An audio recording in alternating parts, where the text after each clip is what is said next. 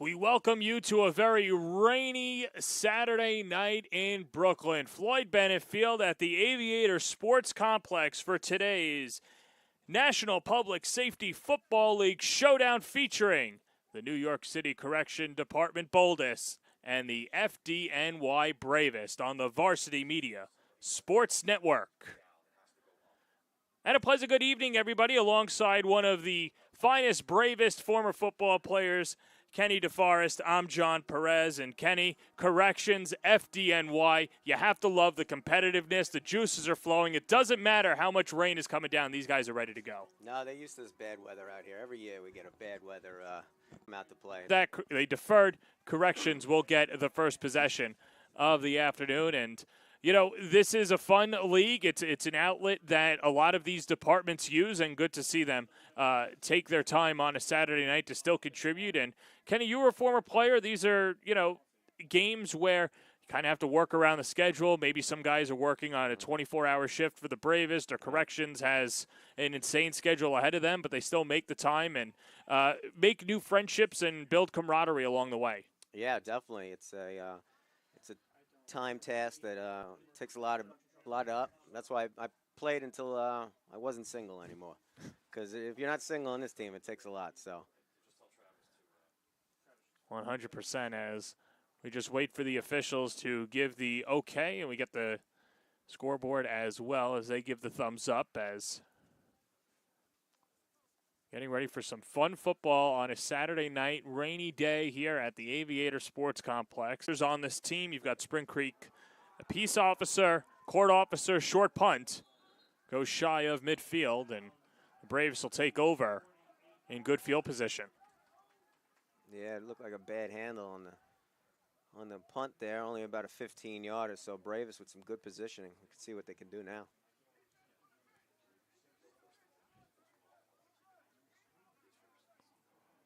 So first down and 10 from the 44-yard line.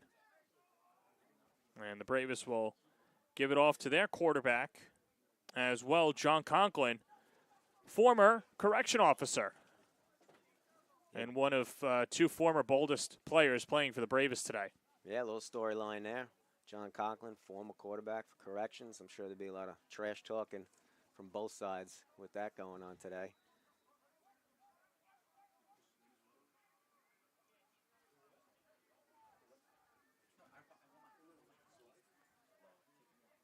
Man in motion is Flowers, and they give it that way as Flowers, one of the more athletic guys on the Braves, gets a pickup of 7 on the smooth handoff. Nice little end around to Flowers. Like you said, Flowers super athletic. That kid can do anything in the sports realm. Give him a nice little end around for about 8, 9 yards there. Flowers, somebody who used to play at LIU Post and moonlights at safety, wide receiver as well. On second down, it's Tremaine Wilson. And picks up the first down, and that'll move the chains for the Bravest. Jermaine Wilson ran a nice downhill run there, picking up the first down. And we kind of see what Bravest might go here. A lot of handoffs with this bad weather.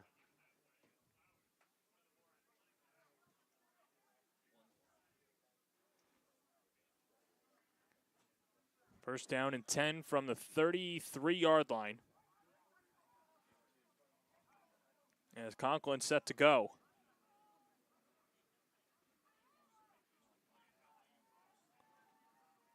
Low snap, Conklin picks it off the dirt, still with it. And how about Conklin making something out of nothing? That could have smelled disaster, and picked up 4. Yeah, bad snap. Fumbled it himself a little there, a little bobble. Picks it up and grabs some yards, some positive yards there for the Bravest. Nice play by Conklin. I think one thing, though, that we'll see for all of the teams out there, for obvious reasons, is a lot of these guys don't panic in the pressure situations. Yeah, well, both jobs call for a lot of non-panicking in the tight situations. So, second and 5, Conklin gives it off. Wilson, and a pickup of 2. So we're all run so far. I like the game plan. Clean handoffs down the field. Let's see what the Corrections D-line gives us. Cameron Peak, the head coach, saying that he knows that it's going to be a muddy track and a slippery turf field. So ball possession crucial for his team and not wanting to turn it over. And don't be surprised if you see them run it every down. And they have a good field goal kicker as well within his striking distance. And it'll be 3rd and 4. And Conklin out of the gun. Wilson again. And Wilson picks up another pair. Couple yards there by Wilson. You better tuck that ball away. Swinging in the wind with this weather. Could go any which way.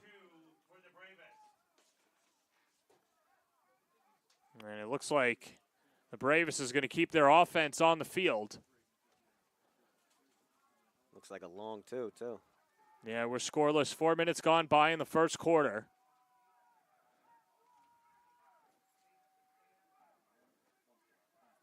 And 4th and 3 from the 26-yard line.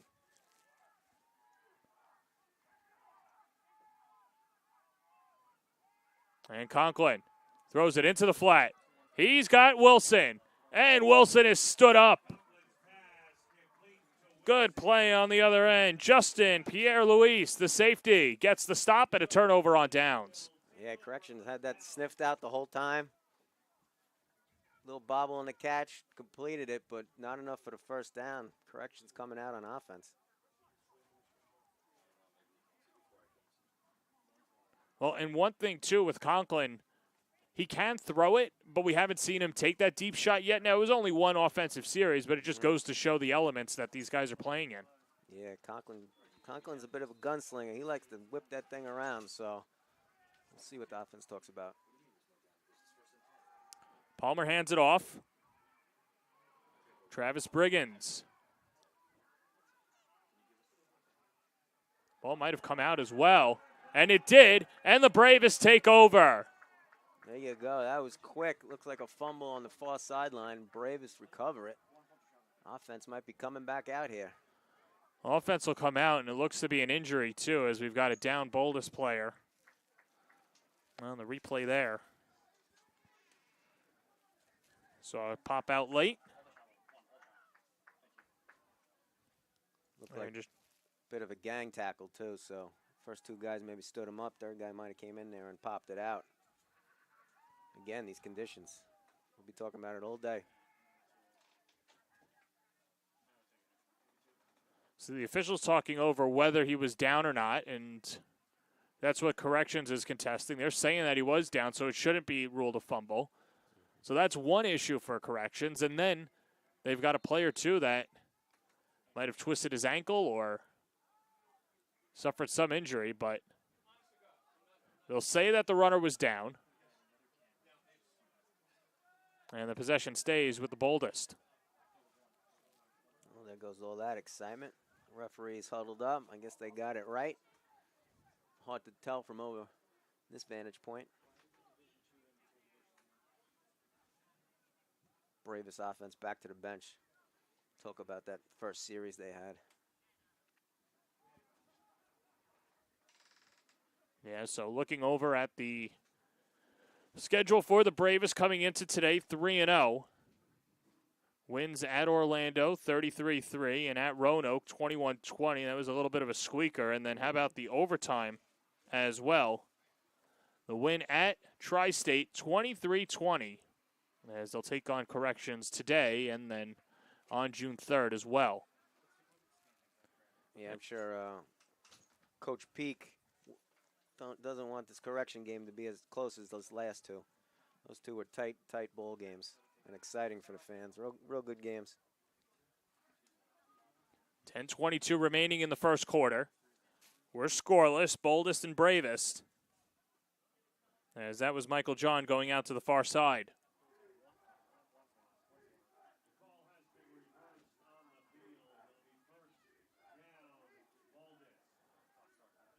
So second down and 11. Ball squirts free again. Check that. Palmer stays with it and gets back to the original line of scrimmage, but couldn't get out of bounds. Yeah, another bad snap there with Michael Hart coming hard off the edge. Almost tackles him for a loss, but Palmer sneaks out to the left there and doesn't get back to the line of scrimmage, but it's better than that 5-yard loss. Hart, someone that grew up on Long Island, an EMS guy, walked on to the Florida football team, but played after the golden era, of course, with Tim Tebow and the rest of those guys. And yeah, go Gators.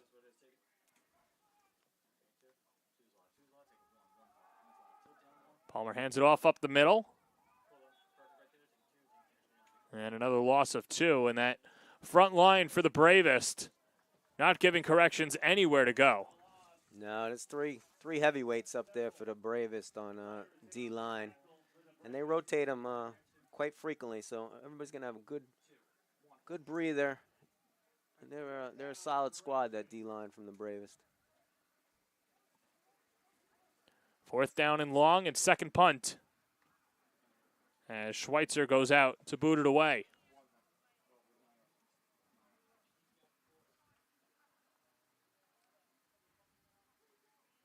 And Schweitzer with the gloves on, shanks the punt, and goes out of bounds at the 32-yard line.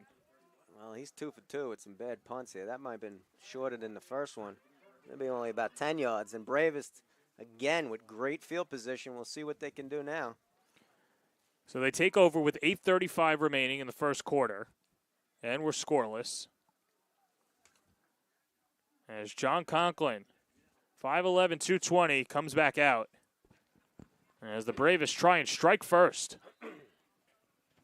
Yeah, if you notice, the Bravest will look to their sidelines for their play calls, and they'll come in from a couple of quarterbacks will send some signs, and the coaching staff, and then Conklin will get those and give them to the players if they're in the huddle, and or the players will recognize the signs themselves, and they'll get right up to that line of scrimmage and snap that ball pretty quick. Cameron Peak, the head coach. Vincent Shada, the assistant coach. Mark Poppy, of course, the offensive coordinator. Sal DiAugustino, the defensive coordinator. And, of course, got some other coaches in there as well. It's a village of coaches for FDNY. Takes a village, right? Yep.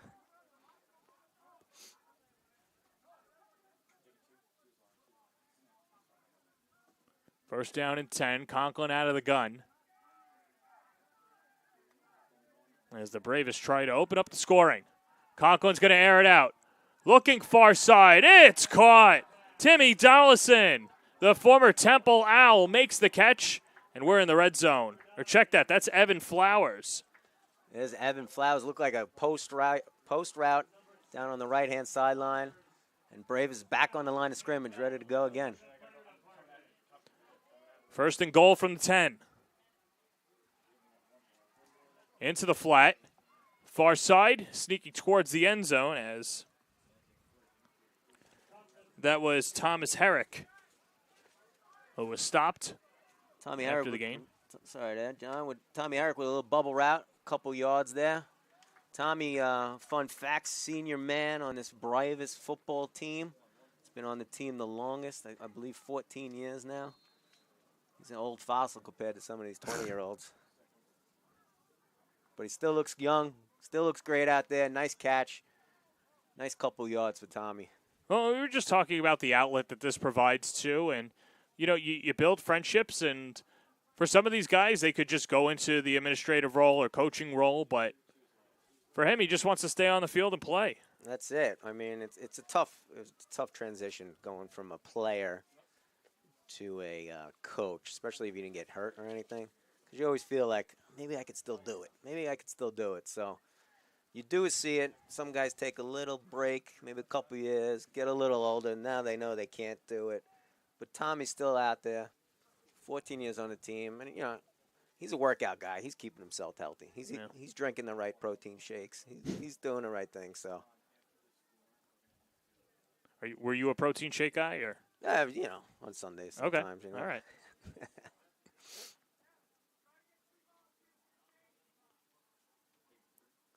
And so, yeah, the delay is now we need 2 volunteers for the chains on the opposite side. Yeah, in this weather, that might be a little tough. Hope they're offering them free beer for the chain crew.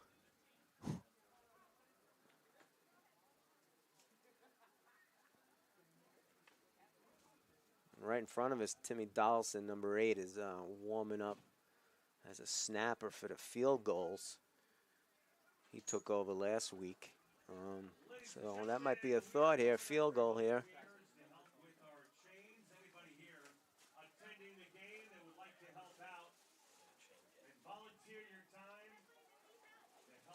That's the announcement now, and might see some young fans out there too, family members, but that's a delay right now. Now, I know we're going to need the chain gang going forward, but it's 2nd and goal. Like, you don't need somebody right now.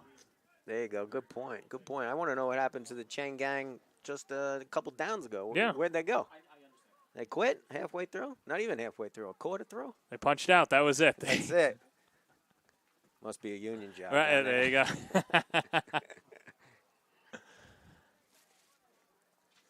Of course, today's game presented by New York Firefighters Heart and Lungs, as well as a Stephen Siller Tunnels to Tower Foundation.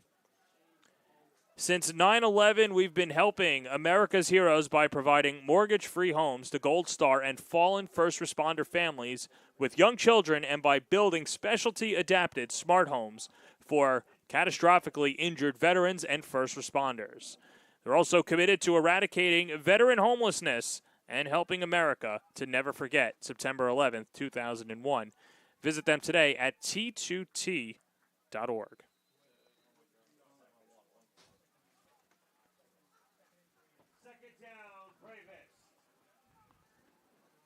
So after all the commotion, I guess they found a volunteer, or a few.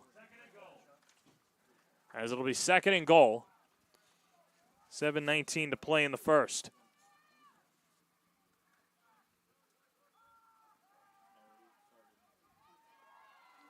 The scramble, the fumble. And Conklin falls on top of it. And a flag afterwards. Looked like Conklin had a couple receivers in the end zone there. He was about to whip it out there and just lost it with that rain. Again, the ball hits the turf.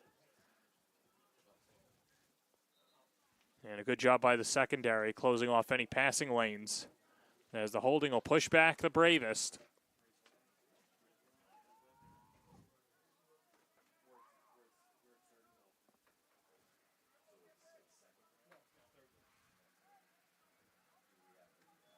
Bravest looking to the sidelines for their plays.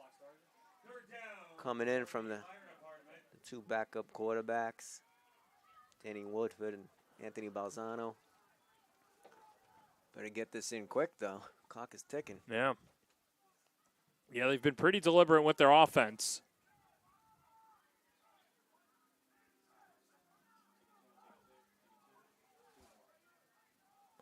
Under 7 minutes to play in the first quarter. Bravest looking to strike first. Airing towards the end zone. It's caught. And a reach. He's not in. Woo. So close for Dollison. I think that was. Or check that. That's Flowers. You're right. Yeah, it gets yeah, bunched up the number. I apologize. I wore 6 for a long time, and it happened to me every year. Well, Evan Flowers with 2 big catches. As this should be 4th and goal from the 1. Up the middle. Piling forward, that's Nick Sumter. And did he get in? No. And the Boldest make a big stop on 4th and goal. Wow. And will take over in their own end zone. Nice little out route by Flowers. The play before, he reached out, didn't get it. Let's take another look here, Kenny. See, so close to the pile, but just couldn't get through. Even Conklin back there trying to push his man in. Good stand by Corrections there. 4th and goal, and holds them up. Let's see what they can do on offense now. Deep in their own end, though. Wayne Harris with the stop for the Boldest. And with the weather and positioning, too, and we've seen a few botched snaps and a fumble as well. Not easy pickings for the Boldest. No. Deep in this end zone with the likes of Denzel Washington and Michael Song up front and Cunningham. This could be a dangerous spot for Corrections. Pile moves forward as Palmer gets the big pickup. Well, correction just made me eat my words. That was a good push. Bunch of yards. Get out of the trouble there. Any safety.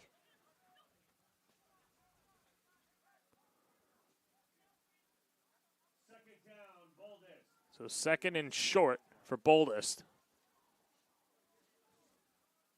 After the 7-yard gain by Palmer. Up the middle. There's that D-line we're talking about. Quick tackle. Looks like a no gain there by corrections. Looks like someone's down again for corrections, unfortunately. Yeah, second time that somebody has gone down for the Boldest. And, of course, never want to suffer an injury. And for these guys, some guys have to go to work tomorrow or who knows, maybe later tonight. Not sure what the shift times are, but make sure that everyone's healthy. Yeah, no good either way. Hopefully it's just a tweak and he can jog on off and get back in here, but good defensive line there, Stan. Corrections, though, that was a nice 4th and goal. That stop, that was impressive there. Braves didn't take much time on that play call either. Maybe they want to have that one back. Nonetheless.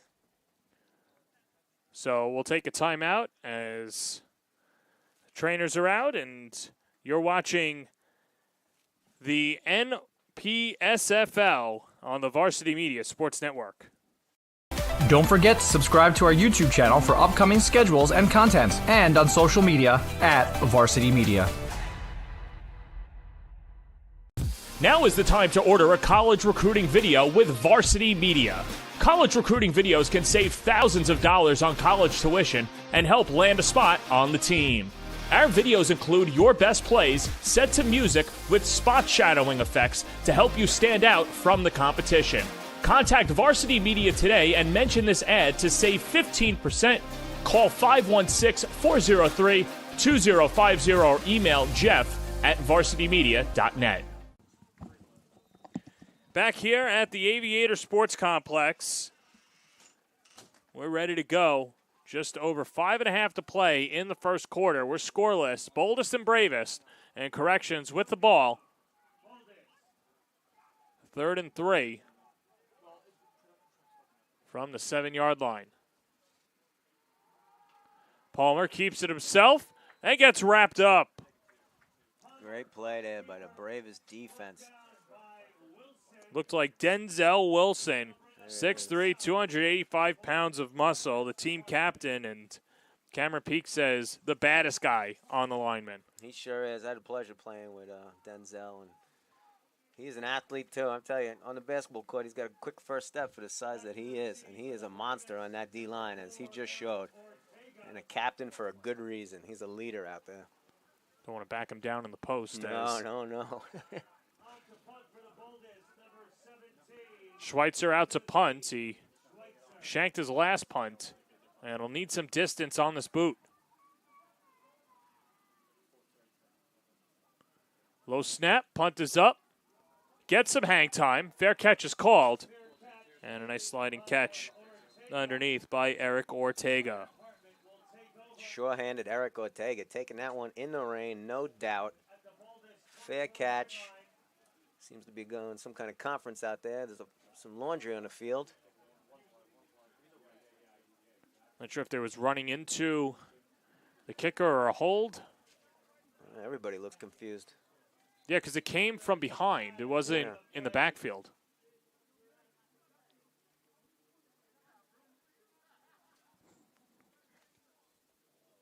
So they'll redo 4th down.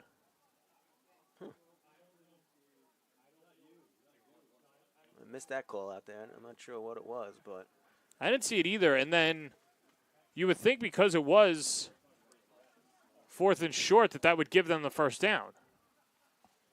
Yeah, I'm confused. Maybe the fans can chime in and let us know what happened.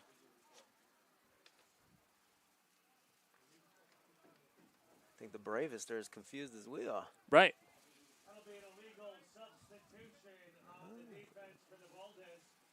All right, so an illegal substitution called against the Boldest, and they'll have them punt again, which is a smart strategy because you want to have Schweitzer see if he can kick it the same way again. Yeah, Braves might be coming with the block here, hoping they can get this one. Eric Ortega back to receive.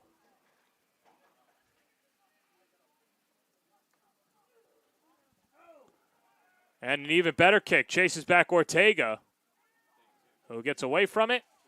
And it is downed near midfield by Earl Lucas. Well, there's Schweitzer finally with a good kick there. Got a decent roll. But Brave has still got good field position here for the offense. So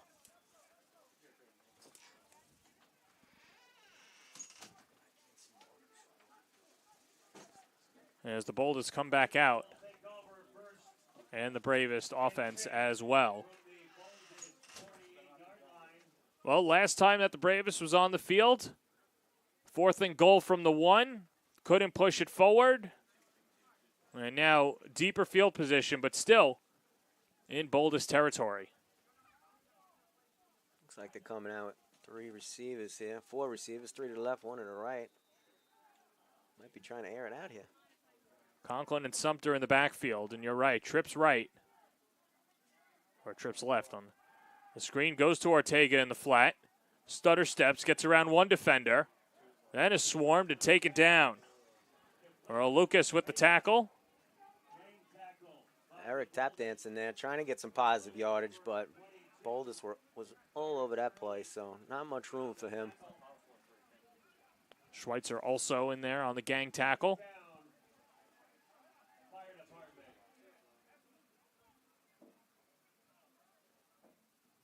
Corrections always have the bigger of the DBs. They always seem to be over 6 foot, 200 pounds. They like to get up in your face at the line. Certainly bringing the intimidation. Steven Adams up front wearing 58 with Andrew Smith. In the backfield, nowhere to go for David Fung. Fung, a speedster for the Bravest, but had no room to open up the wheels, and he just dropped down to the ground. Hopefully he's all right. Yeah, Fung, I'm not sure if he's favoring his ankle or his knee. We'll take another look. Might be holding on to his knee as he was tackled from behind. And this is the 3rd stoppage that we've seen, and yeah, I think might have just hyperextended his knee because then he got back up and fell down, and hopefully just a bang. As the Bravest talk over their offensive strategy here for 3rd down. 3rd and long. 3rd injury timeout too. As you hope that Fung is all right. He's the speedster there for the Bravest running back crew. North and south, he is a bullet out there. I believe he ran track in high school. And the scouting report, of course, on him, just small guy but a speedster like a Darren Sproles. You have to keep an eye on him. Yeah. And he's going to be helped off the field.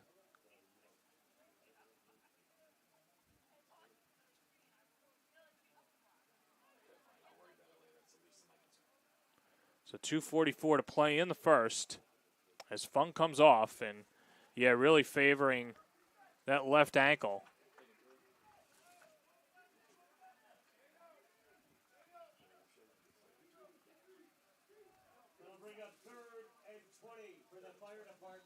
So 3rd down and long. It's 3rd and 20.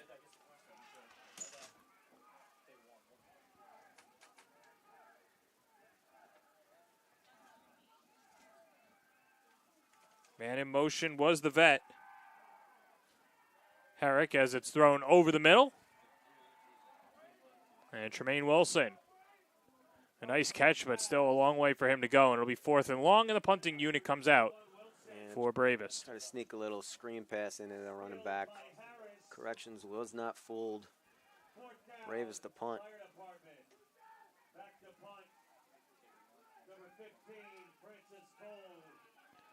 So Francis Cole from Engine 59 to kick it away. Francis, a rookie on the team, but real good leg. We'll see what he gets on his first punt here. Corrections playing really far back as well, and for good reason. A lot of hang time, but it goes into the end zone. And a good job by Dexter McCray to let it go as Corrections will take over from their own 20-yard line. That is probably the tightest spiral we saw all day by Francis Cole there with that punt. That was a bomb. And credit to Corrections, too. They sniffed it out and got away from it, didn't try and return it. Yeah, because if you return it, you have to make sure you get past the 20-yard line. Yeah, otherwise you're in the negative now.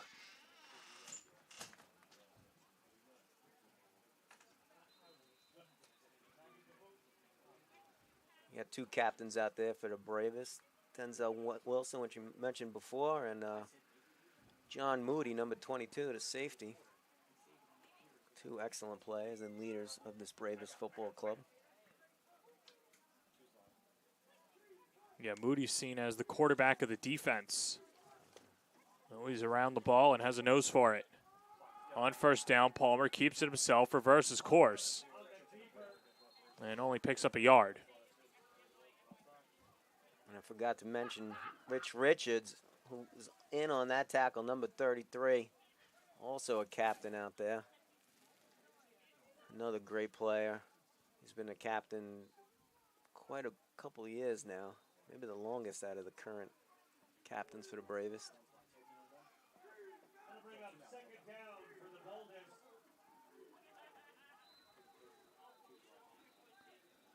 Second and 9, a whistle. It looks like we might have a timeout called by Corrections with 1:08 to go in the first quarter.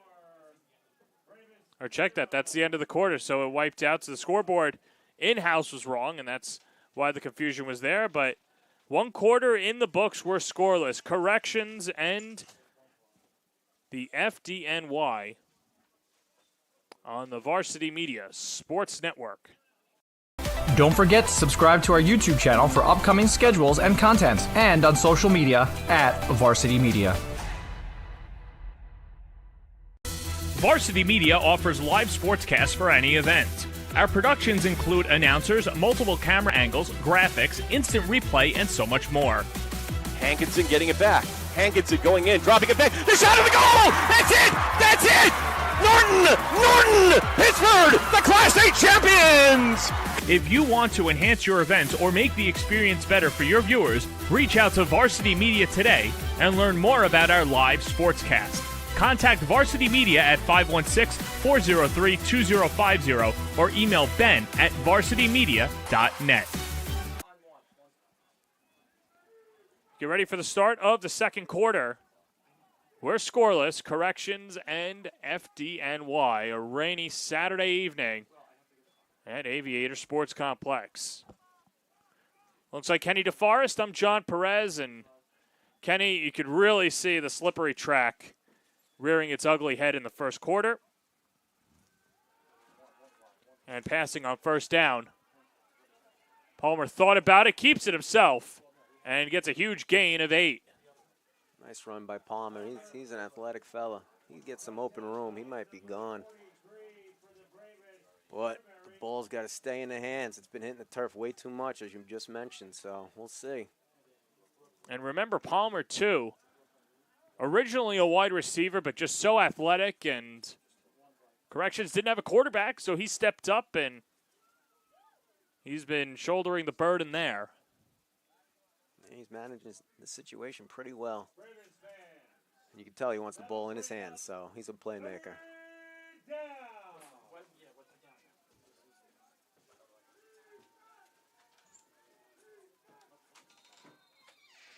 Flag before the play and a false start. We'll push back. The boldest 5. That's not good. That's not unacceptable, as they used to say back in the day when you're playing. Third down Now it's going to be a 3rd and 10. It's not helping their cause here. Well, and that's one of the struggles, too, with a new quarterback in there as well. You get a snap count, and your linemen are thinking one thing, and Palmer's saying the other, and that could cause some confusion. Without a doubt, John. Even the vocals coming from a quarterback can change it just that second. Palmer in the pocket. Fires it far side. Almost intercepted. That was in the direction of Dollison. Timmy Dollison wishing he had that one back right through his mitts. Hate to say it, but that rain probably had something to do with it. Timmy's a pretty sure-handed DB, so. As we look again, Dollison so close, and he knew it right away. Yeah. Curtis High School product out of Staten Island there. He might have to be doing some push-ups after the game for that drop. We've been seeing a lot of talent, too, over the last few years out of Staten Island, particularly at the high school level. You mentioned Curtis, as well as more Catholic. St. Peter's is always competitive. St. Joe's by the Sea, and Farrell, that's right? That's where I went. Come on, my Farrell buddies would hang me if I didn't mention them. I'm saving the best for last. Yeah, of course. Ball's on the ground. Does the Bravest have it? It's a turnover. Boldus came out to punt. They get the stop regardless. And primo real estate and field position for FDNY. Yeah, it looked like a botched snap. Punted, just couldn't pick it up. Anthony Phipps with the recovery. Phipps usually a lockdown corner and makes the play there. Yeah, it was right off the corner. Little bobble there, bad snap, and fell right into his lap. He's getting the turnover tool now. Mr. Phipps. Phipps works out of Manhattan, and someone who has just gotten better every week. And Phipps, another great athlete for that Bravest team. Very good basketball player. He's actually a PSAL ref for basketball. So he does a little bit of everything.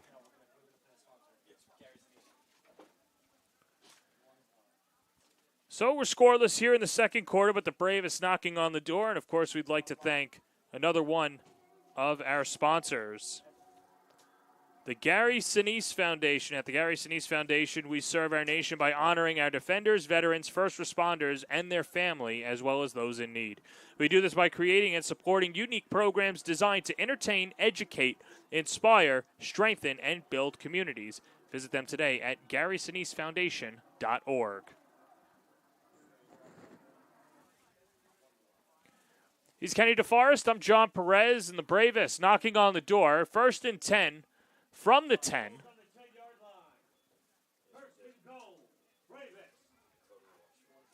As the way that the first quarter, if it's an indication of how the rest of the game will go, one touchdown might feel like a 2 or 3 touchdown lead. Yeah, you're right in this weather. Handoff up the gut. That's Kadeem Jonas, and Jonas nowhere to go. Schweitzer with the tackle. Good D-line pursuit there. Kadeem shakes off that first tackle, but second and third man on the scene. Bring him down for a loss there.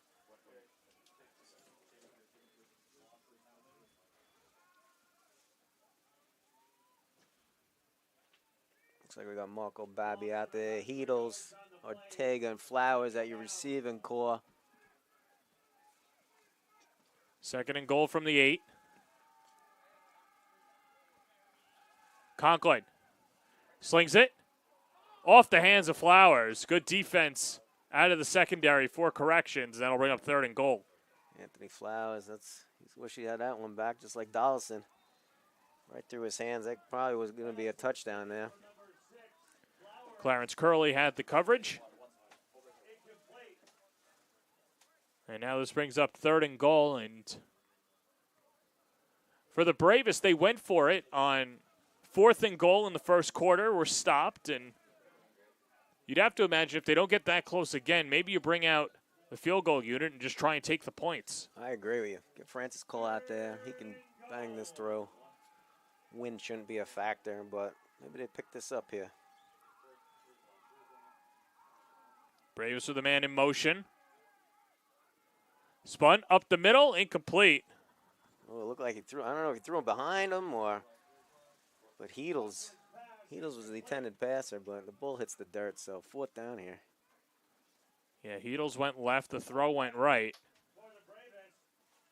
And now Conklin will come off. Tell you what, looked like right was the way to go for Heedles. I'm not sure the route there, but right side was open. And here he is, Francis Cole, the rookie. Hit a big field goal for us last week in overtime. Walk-off victory against Tri-State. So let's see if he can hit another one for his 2nd career with the Bravest. First opportunity for him in this contest, and it has to do with the rain. Of course, not in overtime, but snap is down. Heedles with the hold, end over end, and he drills it. Good kick by Francis Cole. Good handling the ball, too, with the snap there by Heedles with that wet ball zipping back there. Good 3 points there by Bravest. 16-yard field goal knocked through by the big leg of Francis Cole. And as we take another look, corrections came charging on. Big-time block by Denzel Wilson. And cool, calm, and collected for Mr. Cole. And a 3-0 lead for Bravest. So with that, we'll take a quick break. 3-0 Bravest on the Varsity Media Sports Network. Don't forget to subscribe to our YouTube channel for upcoming schedules and content, and on social media at Varsity Media. Are you a local business looking to advertise? Well, Varsity Media is the perfect place for you. We offer affordable rates both inside our live stream broadcast and through our social media channels. With coverage all over Long Island targeting the 16 to 54 demographic, why not take advantage and advertise today? For pricing and inventory availability, contact us today at 516-403-2050 or email ben@varsitymedia.net. A 3-0 lead for the FDNY in the 2nd quarter here between Corrections and the Bravest. And the 2nd quarter, of course, brought to you by Hobra, Brooklyn Roots, Kettle Black, Brooklyn Roots Restaurant Group. Francis Cole nailed the 16-yard field goal and sends another deep one down to the opposite end. As Palmer with a head of steam, nice gain, and is downed just shy of the 35. You don't often see your quarterback returning kickoffs, but in Palmer's case, he's just a weapon. So anyway, he can get the hands in his ball, the ball in his hands.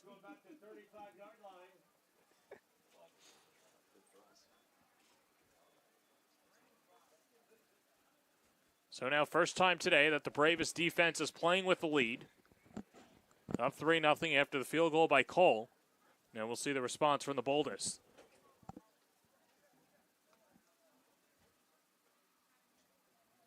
And Zerbo, Moody, and Phipps out here on the right side on the coverage. Zerbo, one of many Staten Island guys. Another Staten Islander. As the rollout, and Palmer might have gotten a few yards. And he was looking right side, but another bad snap. He had to put his head down to the ground, so good coverage. And with that, it'll just be 2nd and 9.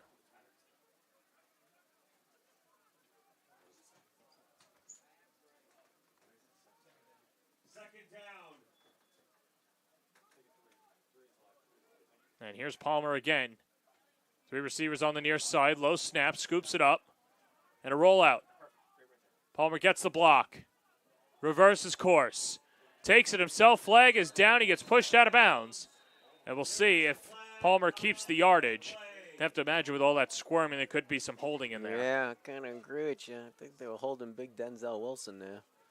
Rich Ritchie with a nice pursuit, pushing Palmer out of bounds there.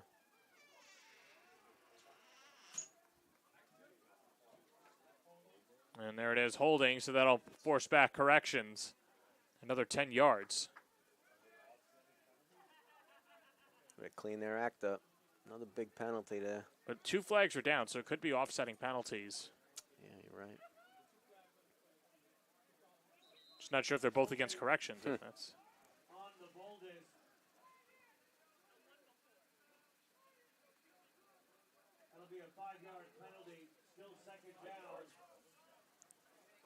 so they redo second down.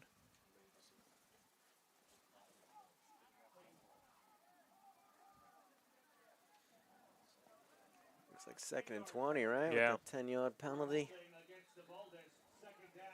Going the wrong way here, corrections.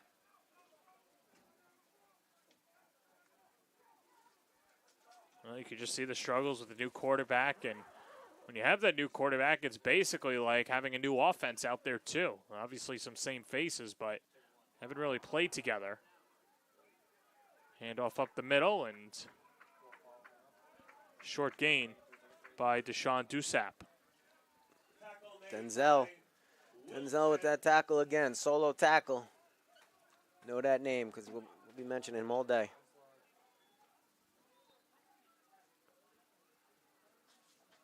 Well, Wilson had the big block on the field goal kick, and you're right, has been in the backfield essentially every play.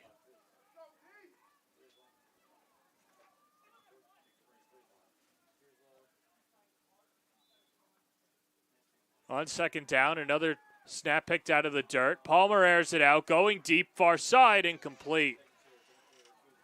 What a bomb by Palmer. Tight spiral down the field. He opened it up a little, just couldn't find his receiver. Threw it in the direction of Travis Biggins. And a good job on defense and the coverage for Flowers.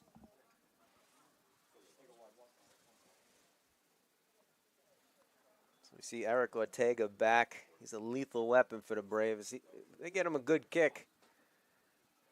Could go to the house. Might be better off kicking the 15-yard variety out of bounds here. Yeah.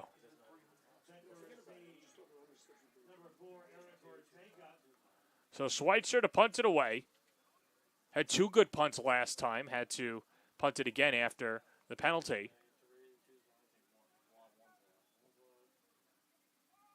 Good snap. Short punt comes towards the midfield and out at the 49-yard line. And then a flag afterwards, as that might be on corrections, and I think the magic word was said by Aaron Augustus as he comes off the field. And this will only help the Bravest. Yeah, already in corrections territory, and if this goes against corrections, going to push him up even closer to that goal line.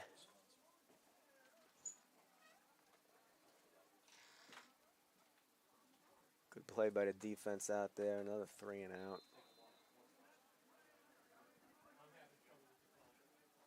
Corrections not helping with their penalties, though.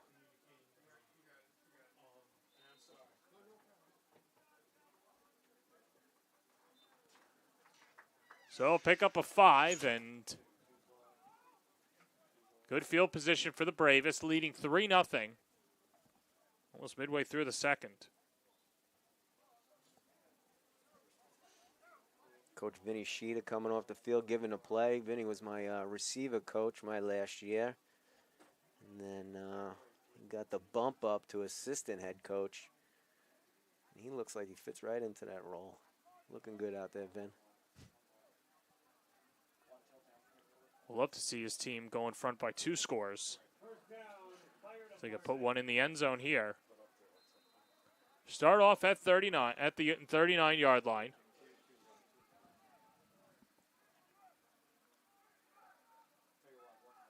Rolled out. And a new quarterback as well for the Bravest as Flowers makes the catch on the pass from Heedles. A lot of jazz to that play. Not a lot of yardage. That's Tommy Heedles there. He hasn't taken a snap for the Bravest since 2021 on this field against corrections. So a little Wildcat action there. Yeah, we'll take another look. Good job spinning out of it. And a nice catch by Flowers moving forward. Very nice catch. And Heedles looks like he's taking a snap again.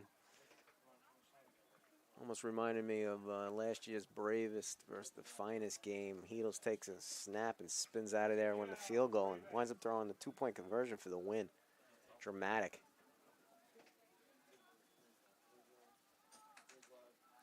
think the Bravest no strangers to any close games. Obviously, last week, too. You mentioned that one just there as Heatles moves forward again. This will set up 3rd and long in correction territory. Yeah, tight one last week with Tri-State. In overtime, they win it. And then Roanoke, they don't have much of a kicking game, so they go for 2 usually after their touchdowns, and they wind up not making it. And the Bravest win that game with another tight victory.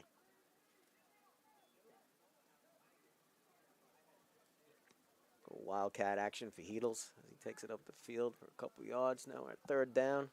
Conklin comes back in. QB1 back out, tasked with moving the chains for the Bravest. Pressure comes. Conklin slings it off the hands of Eric Ortega. That had 1st down written all over it. Sure did. You see the slippery conditions again. Yeah, nice pass play, nice drawn up route on 3rd down. Eric just couldn't come up with it. Sure-handed Eric Ortega. He's not pleased with himself there. So Conklin stays out on the field.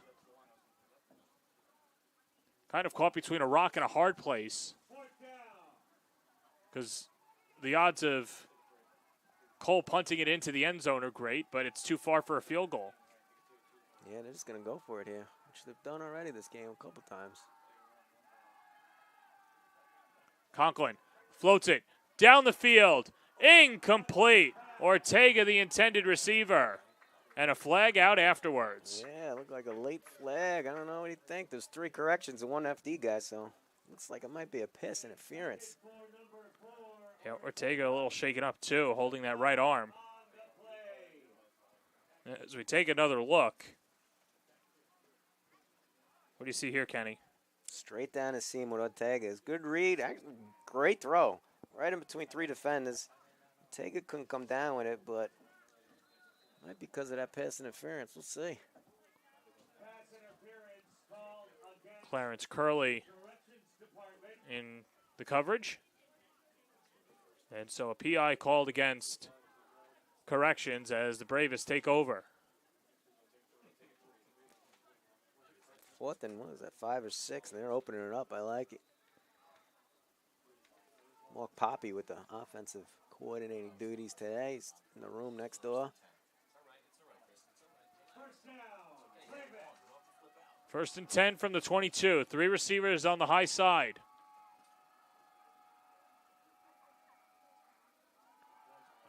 Sumter up the middle. And denied. Steven Adams, the nose guard and the best interior defensive lineman, makes the stop on 1st down. Looks like they're going right back to the line, too. Almost seems like corrections was a cover 0, though. I didn't see much of a safety there, so they better watch out for Flowers on a post there. Hopefully they're not listening. So timeout taken by the Boldest, and with that, we'd like to thank one of our sponsors as well, New York Firefighters Heart Foundation. The New York Firefighters Heart and Lung Institute is a medical center designed by firefighters for firefighters.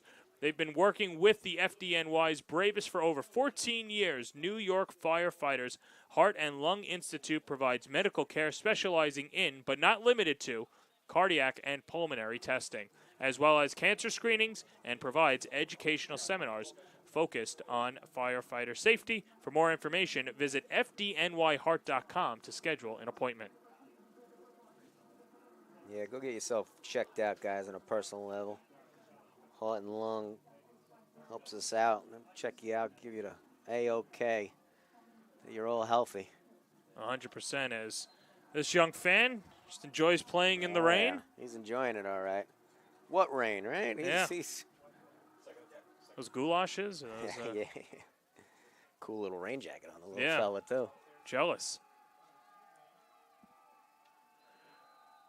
So for those of you watching, they're keeping time down on the field.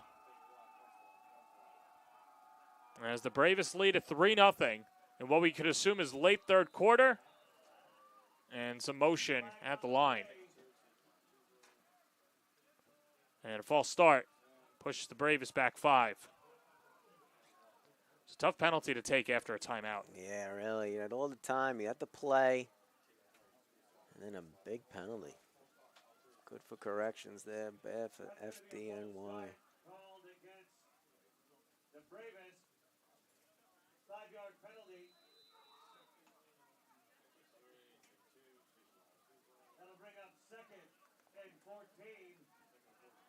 So 2nd and 14. Braves should probably cut it in half here, but let's see what Poppy has dialed up.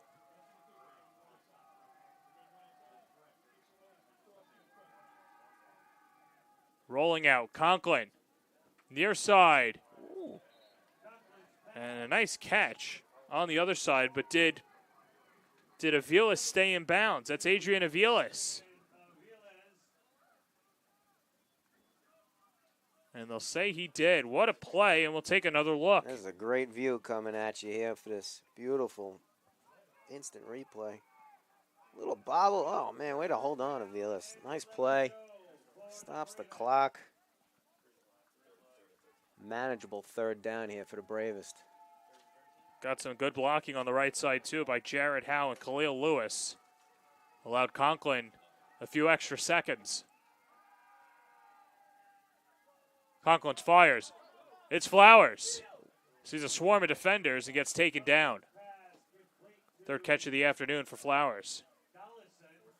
A little under route there for Flowers. Looks like he comes up short, but good 6 yards. I think on a drier, sunnier day, Flowers might try and take that to the corner with his speed. But in this weather, tackled. Well, and that'll bring out Francis Cole. Knocked through a 16-yard field goal his last time up. As Dollison, who is a primary defender, he's the long snapper. Heedle's the holder. 3-0 lead for the Bravest as Cole gets set to boot it away on the 23-yard field goal. And Cole booms it through. 6-0 Bravest, and Cole cool, calm, and collected on a Saturday evening. Yeah, beautiful kick, by Cole there. Great snap, great hold. And that instant replay coming at you right into your living room. Good job, Cole. A St. Francis product. Probably ruined him on today. Well, and you could just see the difference of having a field goal kicker, and you don't have to go into the end zone. You can put points on the board, and if they continue to play the way that play defense the way that they've been playing, it'll be a long day for corrections. Sure will. Corrections putting the ball in the dirt a lot here. Some penalties. They're just not helping themselves. Let's see if they could put one together and get on the scoreboard here.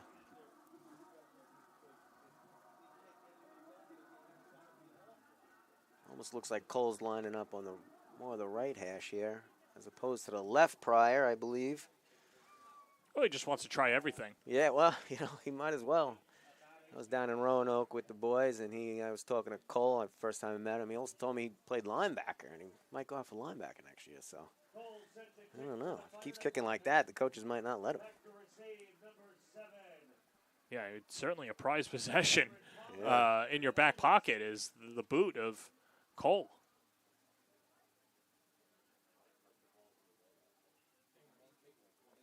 Two for two today is Cole. And a touchback on the punt. And now gets ready to kick off with his team up by a pair of field goals in the second quarter. Lower kick, Palmer. Lets it go into the end zone. And a touchback.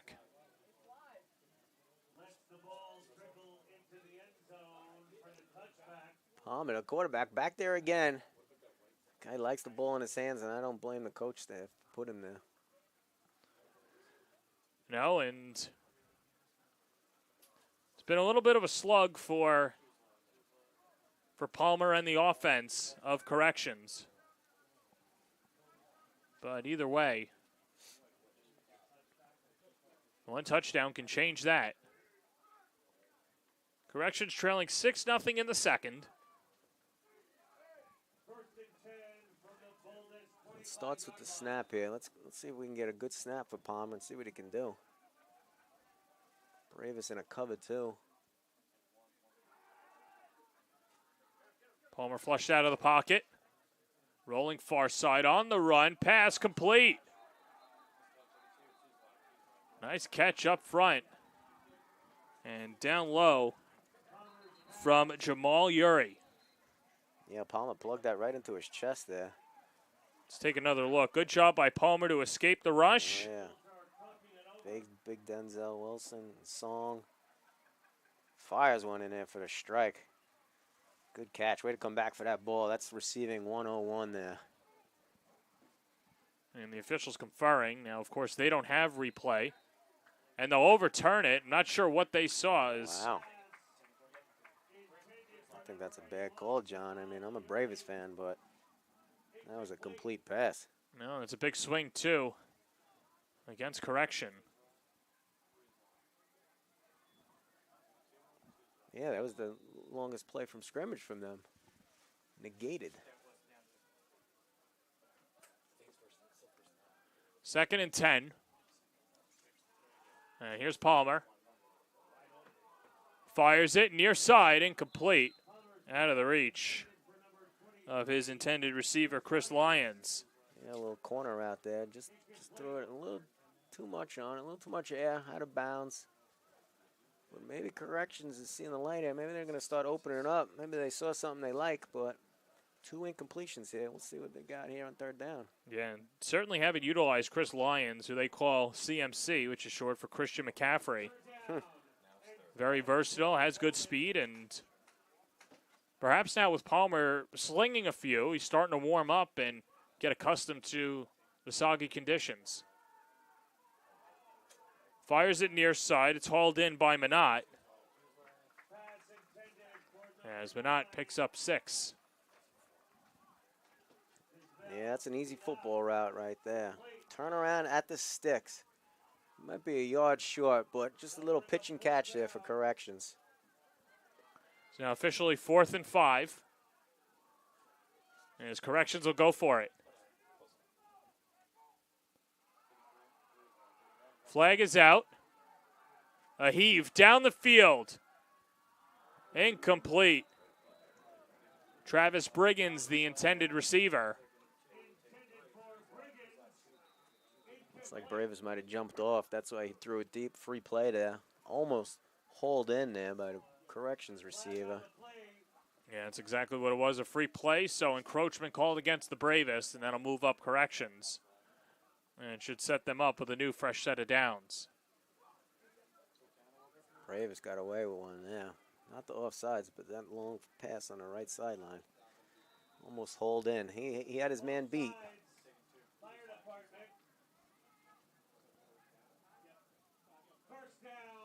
First and 10 from the 35. Palmer back in the gun. And hands it off up the middle. And a short gain by Deshaun Dusap. Second-year player and a running back that changes the pace of play. And you can see it with the other thumpers on the team, but Dusap, a more traditional running back, and relies on his speed. Yeah, he's got some quick feet out there. Human joystick. What is that, the C button on the PlayStation?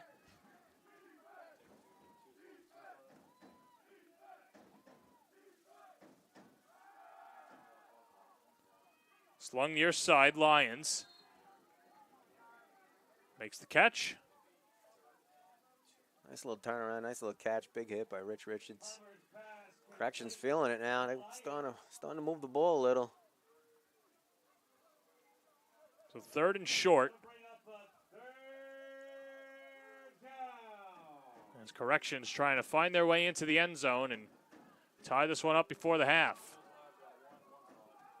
Palmer gets out of it. On the run, fires off the hands of Lyons. Incomplete. Man, from jumping off sides, I thought, to dropping the ball. Had the open man. incomplete. Yeah, Palmer evading these men. He's good back there. Newraw McCormack, the 5-year veteran, with the block. Just a little behind him on that throw, and incomplete pass. So we have another down player, and with that, we'll take a break as well. Second quarter, FDNY and NYCD on the Varsity Media Sports Network. Don't forget to subscribe to our YouTube channel for upcoming schedules and content, and on social media at Varsity Media. Now is the time to order a college recruiting video with Varsity Media. College recruiting videos can save thousands of dollars on college tuition and help land a spot on the team. Our videos include your best plays set to music with spot shadowing effects to help you stand out from the competition. Contact Varsity Media today and mention this ad to save 15%. Call 516-403-2050 or email jeff@varsitymedia.net. Varsity Media offers live streaming, videography, and photography services for all teams and individuals of all ages.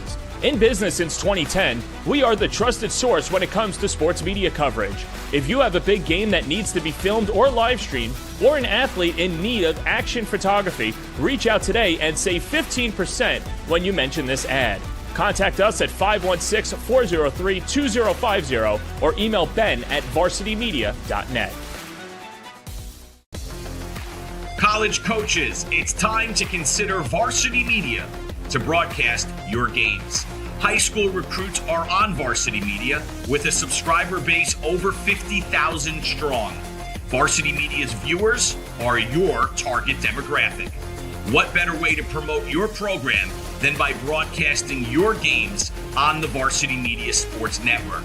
Get an edge up on your competition by showcasing your team in front of Long Island and New York high school players. Our coverage includes announcers, multiple camera angles, instant replay, in-game graphics, in-depth coverage, and so much more.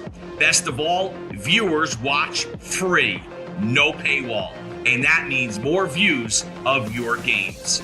Don't delay. Varsity Media is booking for the 2024 season right now. Contact us today by phone at 516-403-2050 or by email ben@varsitymedia.net. Back here in the second quarter, FDNY and New York Corrections Department. And a low-scoring, soggy affair here at Aviator Sports Complex. As we see the punting unit out, Schweitzer on 4th and short. Back out again. And might have been deflected. Short punt, squibs over to the near side. And the Bravest take over at the 42-yard line. Another not so good punt there by Corrections. John Moody came off not pleased because he was back there waiting to return a kick. He doesn't get that opportunity often, so he was looking forward to it, but it didn't happen. Oh well, next time.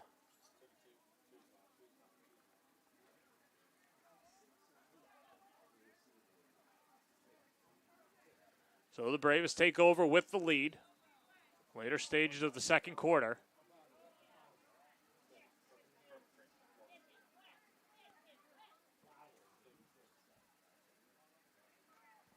And Conklin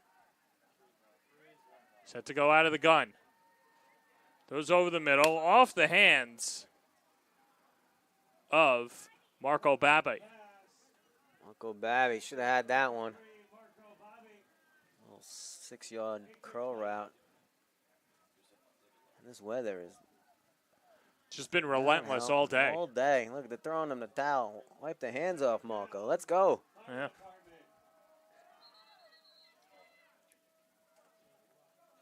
Marco Babby, first year on the team, I believe it was like 2011 or 12, and then he took a long hiatus away from the team and came back a year or two ago. Yeah, someone who could find the open slots, and he did so there. He just didn't make the catch. Conklin steps up over the middle, incomplete.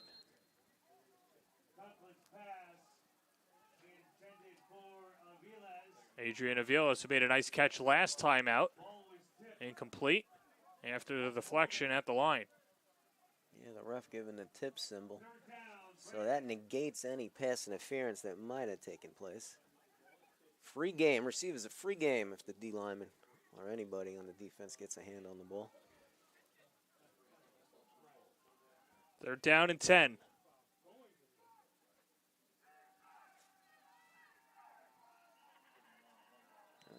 And a whistle beforehand and a false start.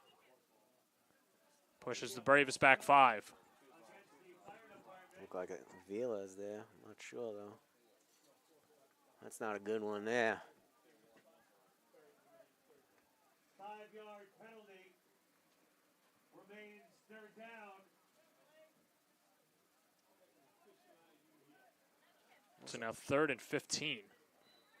That's a big chunk to get here. Looks like they're staying in an even formation. 2 receivers on the left and right. A single running back in the backfield with Conklin, the quarterback. Well, and just should be noted that Correction was awarded possession on the coin flip, and Bravest will get it back to start the 3rd. Conklin slings it down the field, and it's intercepted. A sitting duck picked off by Clarence Curley. And the Boldest take over. Almost looked like a punt. DB was just sitting back there for corrections right into his lap. I tell you what, Conklin had a world of time back there. He was just bouncing, looking for a receiver, and just seemed to overthrow the man. No one around Conklin. Could have held that for another 5 seconds. Nice catch by Corrections there. Turnover on downs. See if Corrections, a little time remaining, but they could put something together. They had a little something going last drive, so.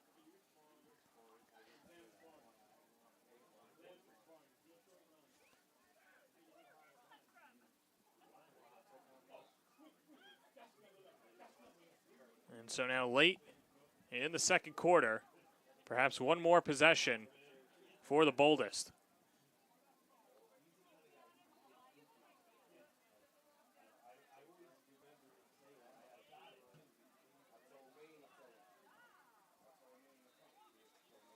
Palmer back out.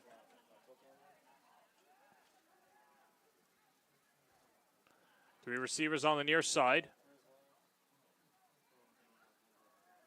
Play action. Palmer rolling. Shakes and just fires it out of bounds.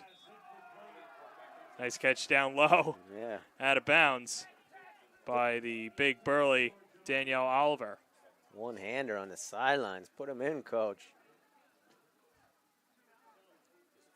Corrections quarterback shaking and baking him back there. Just making a good decision. Throwing it out of bounds. Live to fight another day. With the likes of 26 in the defensive back for the Bravest. He has 4 interceptions on the year. So he's a ball magnet. Khalib Forbes. Rookie. 2nd and 10. They run the play action again.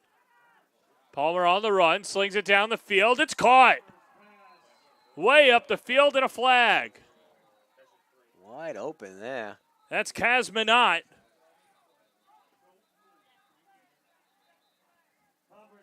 Makes the catch, some flags as well, and a ton of whistles. Palmer using his feet again. Get out of the pocket there. Finds a wide open receiver. Good play for Corrections with the laundry.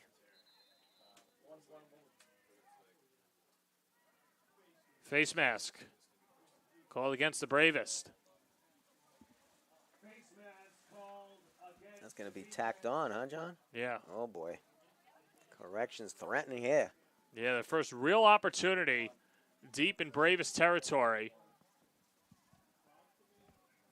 Looks like the nose of the pigskin is on the 10-yard line. So if that's the case, it should be 1st and goal.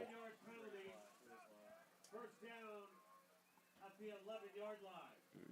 So 1st and 11, which means they could get another set of downs. Here's Palmer.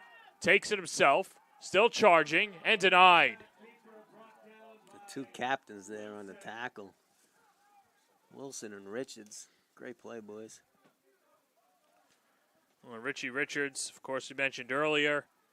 The veteran captain on this team, former Stony Brook Seawolf. What is a Seawolf, John? I don't know, and I've always wondered. I don't know either. I have to look that up. I like the creativity, though, because how many schools are called the Wildcats or Yeah, you're right. You're right. You know, That's whatever. A good point.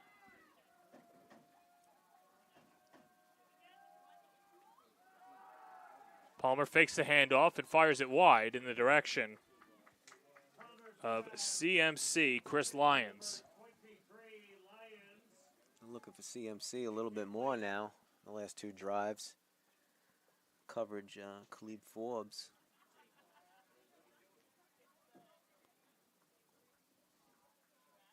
In on the coverage, number 44, Zerbo. That'll bring up So 3rd and goal. down. Bold is threatening.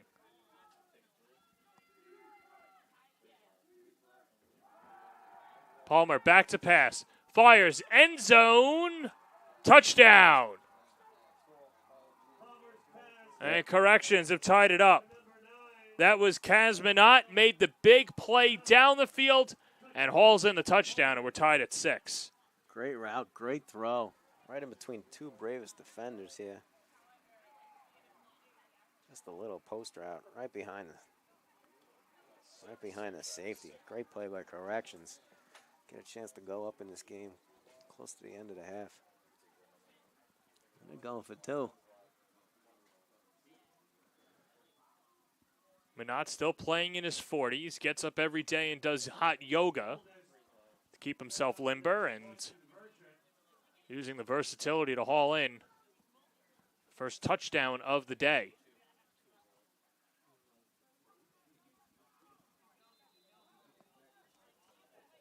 And a timeout taken by the boldest. But not always a factor for corrections. Tall receiver, strong, fast. He's got all the attributes you want. And it showed there with that touchdown pass. Touchdown catch. Pass from Palmer. Well, if you're enjoying this coverage and are new to the Varsity Media Sports Network, be sure to subscribe on youtube.com/Varsity Media. We just eclipsed 26,000 subscriber mark.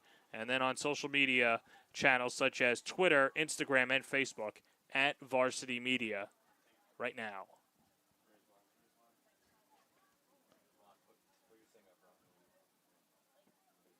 Corrections called the timeout there. Drew the play up. See what they come out with. Try and get up by 2 here. Well, it looks like the field goal unit comes out.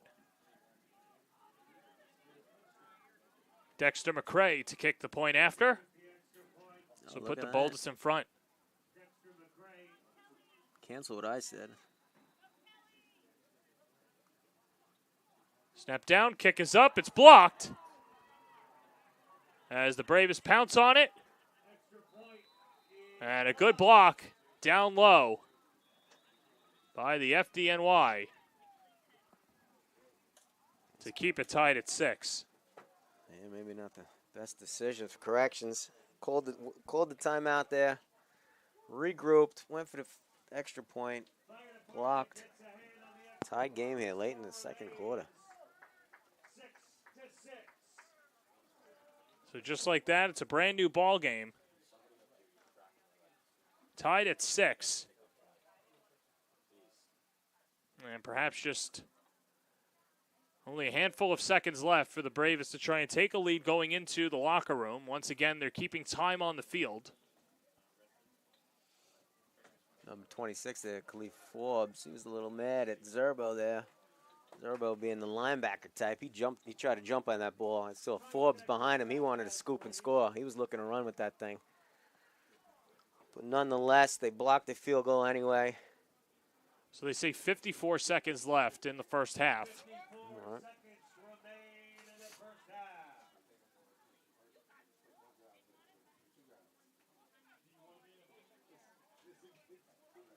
Oh. Robert Wheeler, rookie out of the Rat House, back there returning kicks, along with Marco Babby. Wheeler's a Maritime product. Played college football out there. And a St. Peter's Eagles, Staten Island young fella. Real good athlete. He could play almost any position. Played quarterback for a stint, DB, receiver. I'm assuming he played for De Cristoforo, who has been out there for a while. And yeah, Mark's a very good coach. Been around a long time. I feel like he's the Staten Island Farrell guy. Now at St. Peter's. Yep. I feel like he's the Staten Island historian when it comes to high school football out there. Yeah, Mark's been around. He knows the game. Mark was a couple years ahead of me at Farrell. He was a good DB himself back in the day. All right, so about 50 seconds to go in the first half. And, Kenny, what do you want to see out of the Bravest as they try and take the lead going into the locker room at halftime?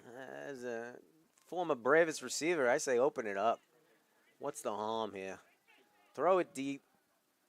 Get Flowers one-on-one, which it looks like we might have there on the left sideline. We got a timeouts. I think how many Bravest got all 3 timeouts, so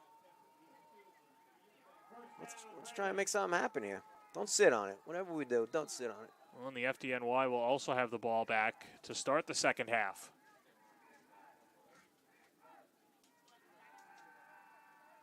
Conklin spins it near side. It's caught.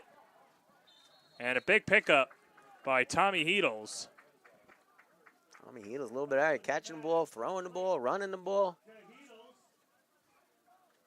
Out of guess where, John? Staten Island. Yep. Nice little out route there. Saves the timeout. Get something cooking here for the Bravest.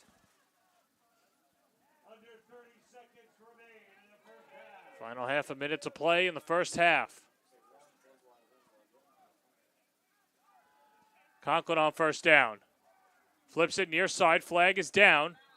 And the pass is caught by Robert Wheeler. Nice little route by Wheeler. Shifty on the sideline. Catches it, completes it, gets out of bounds, saves the timeout again. These Braves receivers are very heady right now.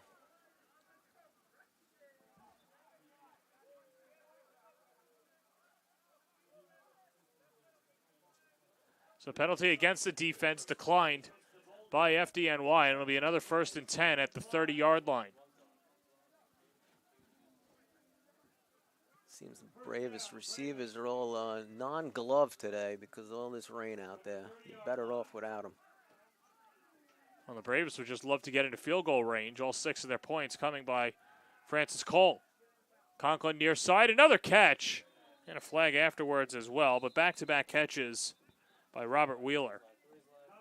Wheeler's starting to heat up here late in the second. Nice route. Looks like identical route, actually. I don't know the penalty, but complete pass out of bounds. Good catch there, kid. An offensive pass interference will push back the Bravest. You don't see that often, but all for none. He must have pushed him up high. Yeah. They teach the receivers, you're going to push anywhere, push below the waist. You'll get away with those. You can't go above. 10-yard penalty and a loss of down.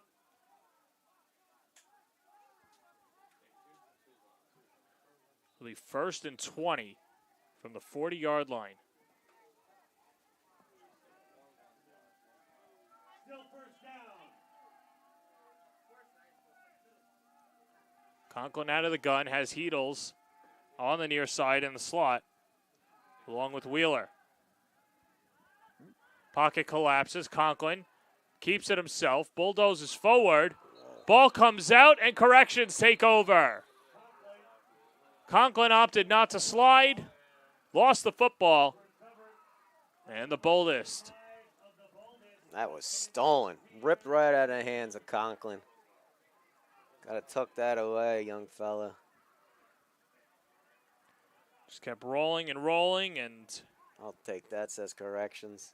yeah, that was Justin Pierre-Louis, the safety, coming in and getting the strip. Looks like he's laughing to himself, too.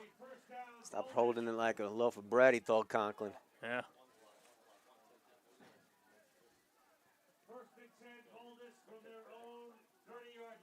So you'd have to imagine only one or two more plays for Boldest. Well, we know Palmer has the arm, so he can reach the end zone if they get a couple more yards here. Yeah, showed it off.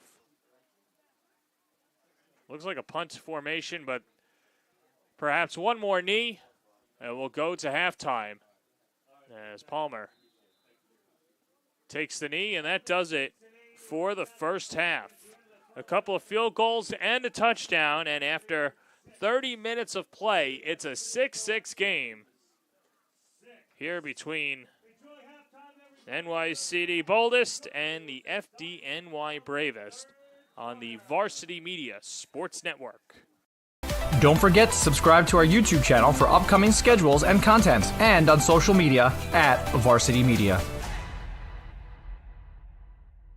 Now is the time to order a college recruiting video with Varsity Media. College recruiting videos can save thousands of dollars on college tuition and help land a spot on the team. Our videos include your best plays set to music with spot shadowing effects to help you stand out from the competition. Contact Varsity Media today and mention this ad to save 15%. Call 516-403-2050 or email jeff@varsitymedia.net. Varsity Media offers live streaming, videography, and photography services for all teams and individuals of all ages. In business since 2010, we are the trusted source when it comes to sports media coverage. If you have a big game that needs to be filmed or live streamed, or an athlete in need of action photography, reach out today and save 15% when you mention this ad. Contact us at 516-403-2050 or email ben@varsitymedia.net. College coaches, it's time to consider Varsity Media to broadcast your games. High school recruits are on Varsity Media with a subscriber base over 50,000 strong. Varsity Media's viewers are your target demographic.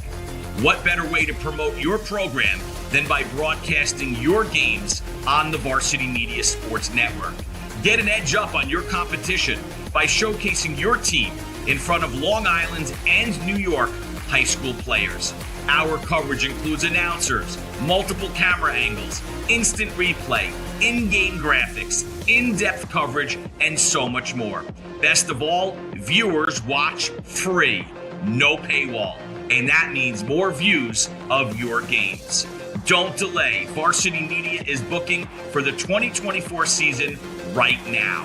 Contact us today by phone at 516-403-2050 or by email ben@varsitymedia.net. Are you a local business looking to advertise? Well, Varsity Media is the perfect place for you. We offer affordable rates both inside our live stream broadcast and through our social media channels. With coverage all over Long Island targeting the 16 to 54 demographic, why not take advantage and advertise today? For pricing and inventory availability, contact us today at 516-403-2050 or email ben@varsitymedia.net. Varsity Media offers live sportscasts for any event. Our productions include announcers, multiple camera angles, graphics, instant replay, and so much more. Hankinson getting it back. Hankinson going in, dropping it back. The shot of the goal! That's it! That's it! Norton! Pittsburgh, the Class A champions! If you want to enhance your event or make the experience better for your viewers, reach out to Varsity Media today and learn more about our live sportscast. Contact Varsity Media at 516-403-2050 or email ben@varsitymedia.net. And welcome back, everybody. We are here live. Brooklyn, New York, Aviator Field, the NPSFL Game of the Week, 6-6 at the half. It's the Fire Department of New York City once again taking on the New York City Corrections Department. And It's been a sloppy game out there, tons of rain. We are at the half, and joining me now, guys, let me first introduce myself and thank this incredible streaming company for the great job they're doing. Guys, give me your names again. Is it Highland Media? What's the name of that? Varsity Media. We want to thank Varsity Media for doing a great job today and letting me sneak in here. My name is John Heffernan. I'm one of the voices of First Responders Network.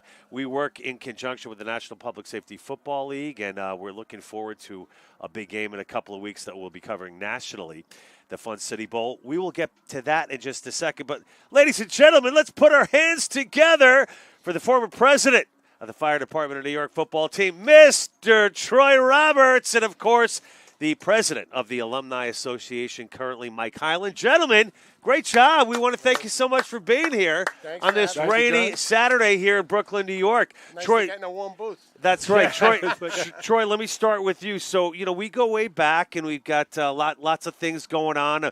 Tell us a little bit about the current iteration of Troy Roberts. What's going on with you, and how are things? Well, things are busy. Busy at work, but I'm enjoying my retirement from football. I still help out here and there, but I don't have the day-to-day responsibilities, so all's good for me. Okay, well, your partner in crime here, Mike Highland. Mike, tell us a little bit about, the weather clearly puts a damper on some of the alumni festivities and the alumni crowd that you want at every game. But regardless of that, tell us a little bit about the responsibilities with your job and how things are going with the Fire Department of New York City. Well, good. We're in our 50th season. The Fun City Bowl will be coming up.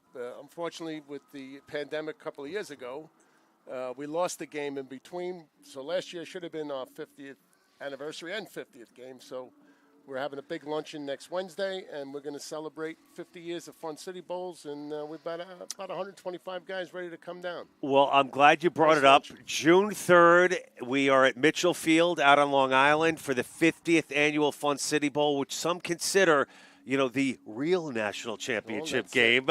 I don't want to go too far on that, but some key action this weekend. The police department taking on Chicago in Nashville, Tennessee, as we speak. Big implications depending on the outcome of that one. Big implications if we stay tied here in the second half here in Brooklyn, New York. It could go either way. Those two teams will be playing on June 3rd, but it will affect the national championship game. I only bring this up, Troy. Tell us about the health of the National Public Safety Football League, and has it grown in your opinion, and just the overall health of the league? Speak to a little bit to that. Well, the league has had its ups and downs. We're in a little bit of a lull now. We've lost a couple teams, but the existing teams are solid. Again, the competition has been fierce. Again, until the weekend of June 3rd, nothing's going to be decided. Not just from the games in New York, but from games in other parts of the country. I mean, I think the front runners are ourselves, the NYPD and the Chicago PD team. But again, a lot of that depends on the outcomes from today. And then, again, especially on June 3rd, we're going to see what transpires around the league for both the national championship game for the league and the Division II championship game. I gotcha. And, we were down yesterday in Washington, D.C., National Police Week with Tri-State Shields and head coach Jeff Pastore. And they were able to get their first win of the season in a really incredible game. A nail-biter, 14-13. Tri-State comes away with it. As they went off, as they took on a pesky, as they like to say, Roanoke Rampage team, a very hard-hitting Rampage team that gave up 20 points, almost came away with the win against the Fire Department this year. And Steve Orr went on record as saying, we didn't deserve to come out of that one with the win. We didn't deserve to come out of that one with the win. Played a little sloppy early. That's right. They came back and kept them out of the for the 2 points. Well, but they didn't have a kicker, so that hurt them. This is true. That Roanoke team is a team that won the Division II title last year and stepped up to come up to Division I. But one of the reasons now people have said no kicker. I know that. But they said, we're here to play, and we want to win games. I know why they lost our game going on for 2, and we stopped them. Absolutely. And that's how they lost the other day, too. Well, despite you say some of the challenges, Troy, with the league, one thing's for certain. You look at a team, You just mentioned the Roanoke Rampage playing in Division II. For those of you who out there don't know, there's 8 teams in the NPSFL in Division II. There's 8 teams in Division I. Winning the national championship last year, Roanoke gets bumped up automatically to Division I. They do. And you look back to the history of that program, just to speak on behalf of First Responders Network, which you can watch the Fun City Bowl live June 3rd, 6:15, 6:30 kickoff on FRN. Please tune in. But 16 players at one point the Roanoke Rampage had. They were fielding a team with 16 players. They were getting beat up 34-0 by Charlotte. They've stayed the course. They got guys driving in from North Carolina, South Carolina, D.C., Virginia, and they're making it work. They have the deepest team they've had in their entire program's history. And despite some of the challenges, D.C. has disbanded for the year after a long run as the D.C. Generals. But despite all of that, Troy, you got to like some of the football we're seeing, the increased talent level and the turnout and our new partnership with First Responders Network as well. And indeed. Again, the First Responders Network, program has helped us out a lot. It's bringing a lot of recognition to the league. And again, it's revitalizing teams that had been, and again, teams that hang in typically do come back. Sometimes stronger teams fall off, and that's what we've seen over the years in the league. Again, like I said, I'm still involved with the league board. I'm a founding member of the league board, and we've seen it come and go. We've had as many as 26 teams in the league, and which maybe some people say is too many, too little. Our Division I program, the top teams have, there aren't as many super competitive teams, whereas Division II, there's a lot more competition, but it comes and goes, and it varies. And again, it's been exciting at both levels, over the last couple seasons. So, Mark, Mike, as we gear up to June 3rd, anything else you can tell whoever is watching out there today on the live stream today, or anything we can start posting to social media this week on FRN regarding the Fun City Bowl and its 50th anniversary, just to kind of drum up interest, get the fans involved. We do an annual tailgate every year, the Fun City Bowl. So we have a couple of big alumni tents, and we have a banner, and the guys come in. We can, we got the game tickets will be there. I think the game tickets are $20 this year, Troy. And we'll get a couple hundred people come, and we have fun. And they come to the game to watch. They love the game. This is the 50th game. I'm involved 40 years. My first year was in '83, and I just love it. I haven't missed a game, and my brother was on the '75 team, so I made this will be 41 out of the 50 games. Before I let you go, and I want to thank Varsity Media again for letting us check in here to their space, and they're doing a great job with the live stream today, based out here on Long Island. Any other charitable stuff maybe our fans can look up online or contribute to, donate to, as we lead into the Fun City Bowl? Well, we do a lot of stuff. The Braves Football Club, they donate a lot of stuff. They can donate to that. We're donating the game to the Fire Family Transport Foundation, which helps injured and ill firemen, especially after 9/11. We have about 30 vans. We get these guys to their doctor's appointments. A lot of guys have cancer now. And it's a really great program, and the football team's been involved with it 20 years. So Troy, I know you've been involved with the Orphans and the Widows and Orphans Fund, and we're very involved with the 20th anniversary of 9/11 game. How do those relationships, how important is it for those relationships to continue to evolve, develop, and grow? And I know there are multiple of them that you are connected with, but just maybe speak on one or two.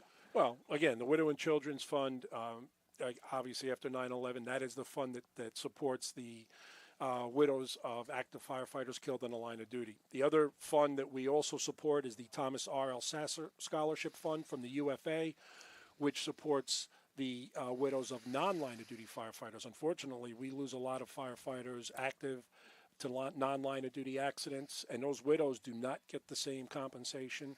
So, we support both of them, along with the Fire Family Transport Foundation. Those are our three main Tom charities. Alsassa was original 73 member of the club. That's and amazing. He organized huge softball games, one-pitch tournaments, and took care of guys who we had a guy in the team that killed skiing, unfortunately. I mean, you have these crazy things, and it's really a great thing. And Tommy Alsassa is a good guy. I actually went to high school with his brother. So that's amazing, and it's really one of the things that you, as you mentioned, carrying on the tradition, and also it's really been the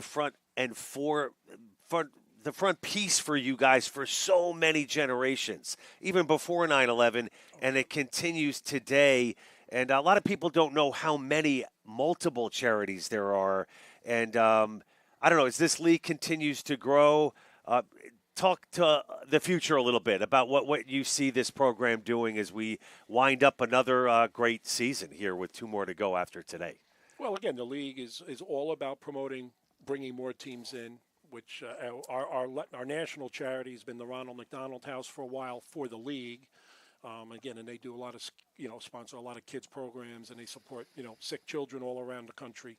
But again, our goal is to just, solidify the teams that are in our league and help them raise charity. Every team does something charitable for their local communities. You got it. Hey, Varsity Media, tell me your play-by-play guy's name. John Perez, it's a pleasure to meet you. I want to thank you for jumping in. Johnny, I'm going to let you, I'm going to thank you for letting me jump onto your headset here. Going to give it back to John Perez, the play-by-play guy. Maybe you talk a little first half with the guys here in the booth and see what their thoughts are. Or all right. John Perez, ladies and gentlemen, play-by-play guy at Varsity Media. I'm John Heffernan for First Responders Network. We will see Mike Highland, Troy Roberts, I hope on June 3rd. At Mitchell Field out on Long Island for the 50th version of the Fun City Bowl. We'll see you guys. JP, take it away, buddy. Here you go. Thanks, John. All right. Great. Thank you very much, John. And John's still going as it is. And, gentlemen, we'll just ask you with this, too. You saw a sloppy first half, 6-6, but having said that, some adjustments out there. Your thoughts on the first half and what the Bravest need to do to pick up the victory? Yeah. Well, we like you say, I'd like to see our running game get a little better. We can, we've been able to pass the ball, but unfortunately, we've had a few drop passes and the big interception at the end that hurt. They took advantage and ended up getting a deep pass on us, and they end up tying the game. So, I would say execution is always key, and we've missed a couple of close receptions, and again, they got that big one at the end. Keep them in this game right now, and luckily, our defense always stacks up against adversity, so we've been holding true to that. Again, with the weather conditions, you can't be guaranteed a really offensive game, so hopefully we come up with a game plan to would like to score move on that the ball 1 yard drive half. there. That 1 yard, that was tough not scoring right down there. So I hear you. We'll get our acts together and keep them going. We always rebound second half. We'll adjust. We do. And we'll do well. All right, so there we go. So that's Mike Highland, the alumni president, and, of course, former president Troy Roberts. Thank you so much for joining us at halftime. We'll take a break here. Third quarter coming up next on the Varsity Media Sports Network. Don't forget to subscribe to our YouTube channel for upcoming schedules and content, and on social media at Varsity Media. Now is the time to order a college recruiting video with Varsity Media. College recruiting videos can save thousands of dollars on college tuition and help land a spot on the team. Our videos include your best plays set to music with spot shadowing effects to help you stand out from the competition. Contact Varsity Media today and mention this ad to save 15%. Call 516-403-2050 or email jeff@varsitymedia.net. Varsity Media offers live streaming, videography, and photography services for all teams and individuals of all ages. In business since 2010, we are the trusted source when it comes to sports media coverage. If you have a big game that needs to be filmed or live streamed, or an athlete in need of action photography, reach out today and save 15% when you mention this ad. Contact us at 516-403-2050 or email ben@varsitymedia.net. College coaches, it's time to consider Varsity Media to broadcast your games. High school recruits are on Varsity Media with a subscriber base over 50,000 strong. Varsity Media's viewers are your target demographic. What better way to promote your program than by broadcasting your games on the Varsity Media Sports Network? Get an edge up on your competition by showcasing your team in front of Long Island and New York high school players. Our coverage includes announcers, multiple camera angles, instant replay, in-game graphics, in-depth coverage, and so much more. Best of all, viewers watch free, no paywall, and that means more views of your games. Don't delay. Varsity Media is booking for the 2024 season right now. Contact us today by phone at 516-403-2050 or by email ben@varsitymedia.net. Are you a local business looking to advertise? Well, Varsity Media is the perfect place for you. We offer affordable rates both inside our live stream broadcast and through our social media channels. With coverage all over Long Island targeting the 16 to 54 demographic, why not take advantage and advertise today? For pricing and inventory availability, contact us today at 516-403-2050 or email ben@varsitymedia.net. Back here on the Varsity Media Sports Network, it is the boldest against the bravest, and the bravest will have the opening kickoff of the second half. Alongside Kenny DeForest, I'm John Perez, and Kenny, it was a good first half if you love defense and, quite frankly, penalties, and that's really what plagued both of these teams as we get set to go for the second half. Yeah, you're right. A lot of penalties out there. The ball hit the dirt a lot with this weather. We had a tie game. Not the most entertaining, but teams are back out. We'll get it done here.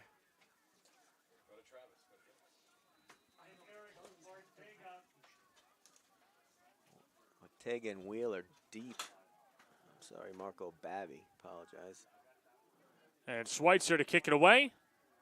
And a healthy kick. Played on the near side and then pops out of the breadbasket of Wheeler, scoops it up, and then picks up a few yards and ends up shy of the 35. Young Wheeler's got to catch that first try. Those are the easy ones. The punts are the hard ones. Well, we saw some hands of Wheeler late in the first half, made a few nice catches, dragging towards the sideline, and, you know, another tool for this bravest team that's looking to pick up its fourth win of the year. Yeah, Wheeler's definitely an asset. A little tidbit, he's got an older cousin on the team, Danny Woodford. And I actually worked with his father as well, who was a lieutenant on the fire department. So there's some tradition in that family there.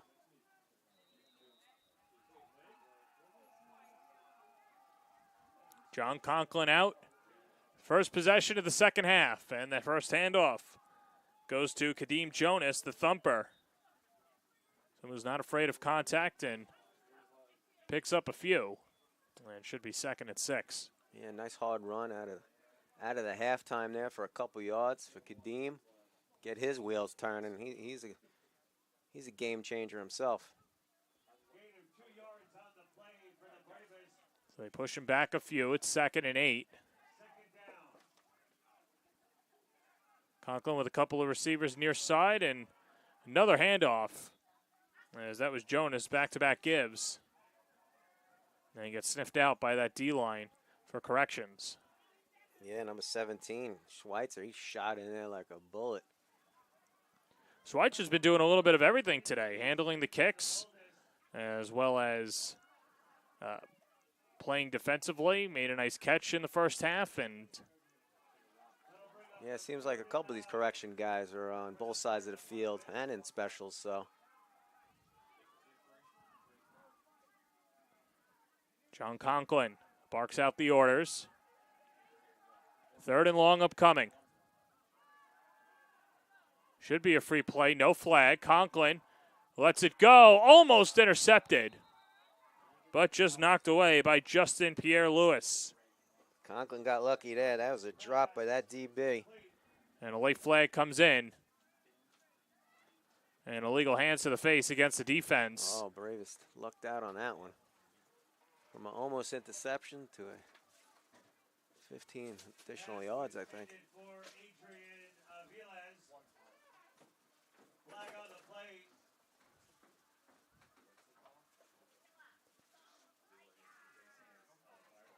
And so an automatic first down. As they'll move them up and move the chains as well. Speaking of the Wheeler family tree, there's a couple different family trees out here. The Martins are coaching with Tony and his son. He's playing DB, number 24. Michael as a second-year player, excuse me.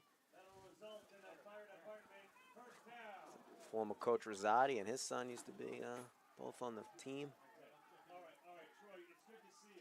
I feel like as the years go on, there'll just be more and more generations as pass completed over the middle. And good hands by Tommy Herrick. There's Tommy, old reliable, senior guy on the team doing what senior guys do. Moving the chains possibly there. First down, Tommy Herrick. Great little throw, great little find. Catch it, secure it. Get the first down. And the Bravest set up shop on the 41-yard line.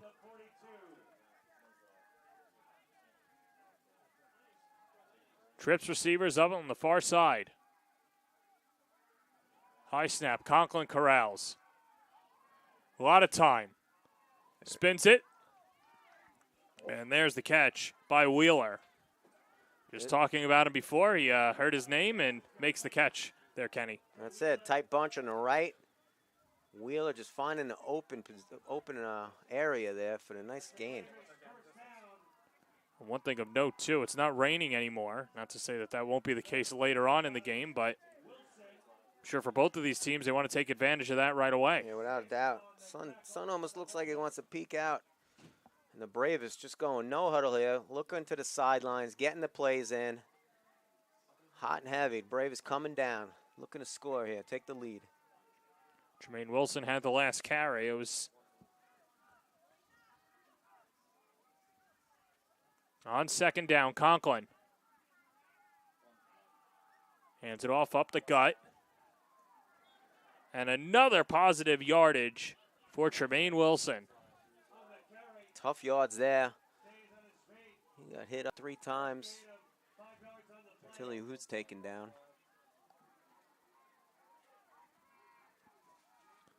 Third and short.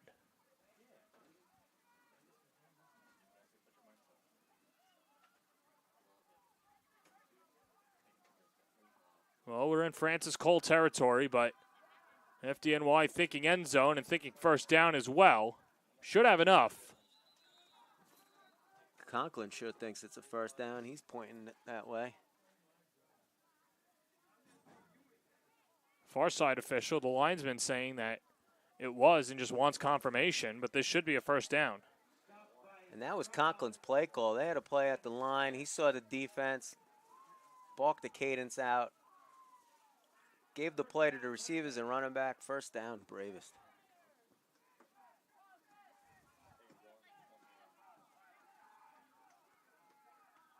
Conklin, 3 receivers near side. Throws the fade route towards the end zone, intercepted.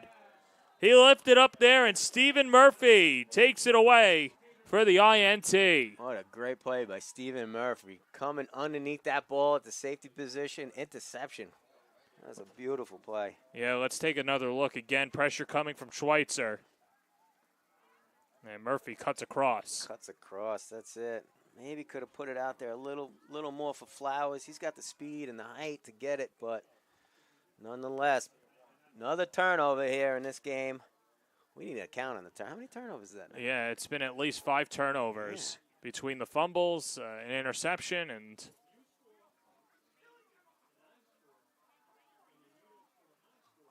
all linemen don't look happy. They like when you run the ball. They like that smash mouth. yeah. And then an interception to end it. Not a good drive. Not a good way to end the drive. Especially after getting beneficial yards on back-to-back runs. On first down, Dusan. Is this a safety? Oh. Take another look. The linesmen come in, and they say it's a safety. So how about that? The FDNY end up getting some points back, regardless after the INT, and take an 8-6 lead.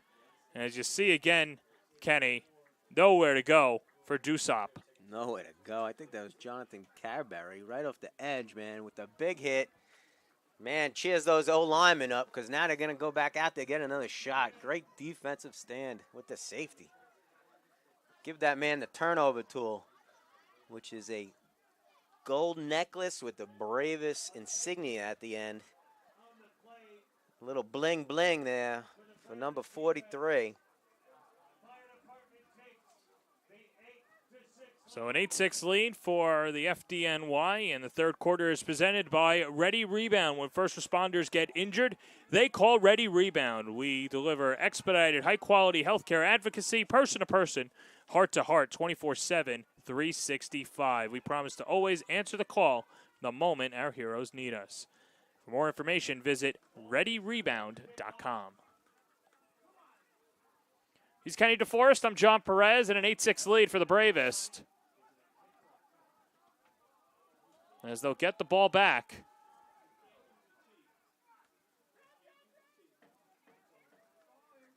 And Palmer comes out to boot it away. Conklin's got to have a little confidence in that drive. It didn't end how he wanted, but some good things out of that. A lot of open receivers, some good yardage on the ground with the running game, so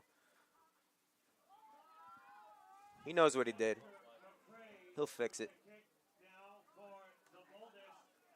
But I'm sure his corrections buddies are letting him hear it out there. Yeah. Remember, he and John Cunningham, two former corrections.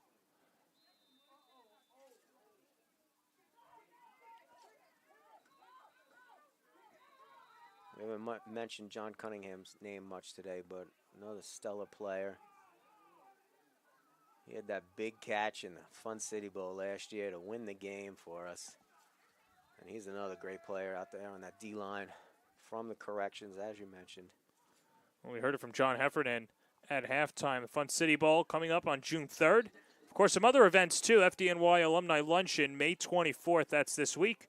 And they honor the memory of Phil Tofano as well. Phil Tofano, great man. Never had the pleasure of playing with Phil. But he was always around the team, and he will sadly be missed. So now Corrections is getting an explanation on why they're not allowed to use a tee. And on a safety, it's supposed to be like a pooch punt. Yeah, that's what I thought, but there's a tee out there, so I'm not up on my rules for the college level. I should have read up a little bit better, but I just think it's me, and I don't want to knock officials. It's just sometimes it's just common sense. Let him kick it away and see what happens. yeah. Especially so early on in the third quarter, where, not to say that a score won't make a difference, but there's still plenty of time for Corrections to, kind of steer the course in their way and get the ball back and make some defensive plays. But that's just me. Yeah, agreed. I agree. And the way they're punting, I'd want to kick it off the tee, too. Right. Yeah, there you go. So a better kick. Gets across the midfield. There's Tremaine Wilson. And Wilson goes out of bounds. Tremaine Wilson with a nice little run. Got aggressive. Somebody's got to go get that ball, though.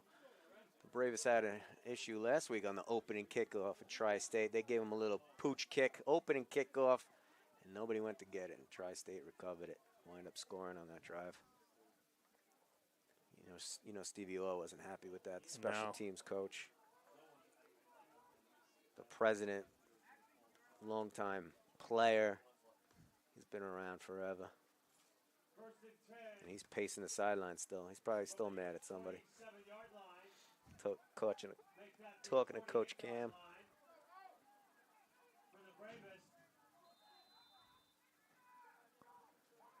So Conklin back out there. Was moving the chains last series, but ultimately threw the interception. Still on the run. And runs forward to pick up a pair. Plenty of time back there. Coverage for Corrections. Excellent. Because Conklin had plenty of time to find an open receiver and just couldn't do it. He had to take it himself. Well, that's a big O-line, too. You've got John Seda, Jared Howe, Tim Caffrey, Khalid Lewis. Really giving Conklin all sorts of time. Yeah, some big boys up there, anchored by Timmy Caffrey. I believe it's 8th year on the team. Used to play at CW Post. Yeah, he's a bruiser. He's a hell of a player. Right there, wearing number 66 in red and white, as Kadeem Jonas continues to move forward for the Bravest.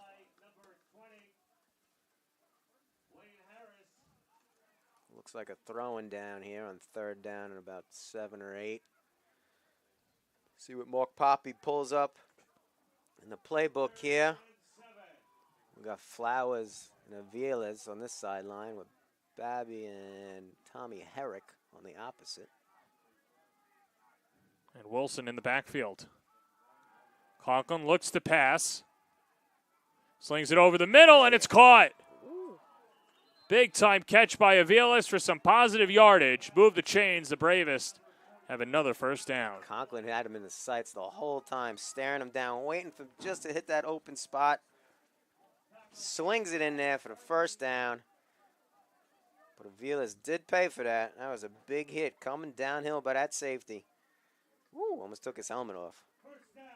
Nice tackle. Stephen Murphy, who had the interception, laying down the lumber. Yeah, bull hawking out there. Aviles stays on, though. Tough kid.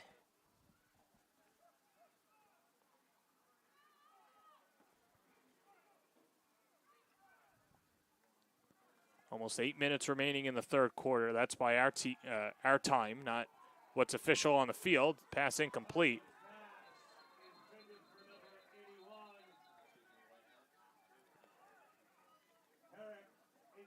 This is going to be a hold on the DB covering Flowers. I just happened to be watching Flowers that whole play, and he was mugged out there. Yeah, Earl Lucas not happy about that. Well, he knows what he did. He can yell and scream all he wants. Usually it's the guilty party that is the one that's the loudest. Isn't it? Isn't it always?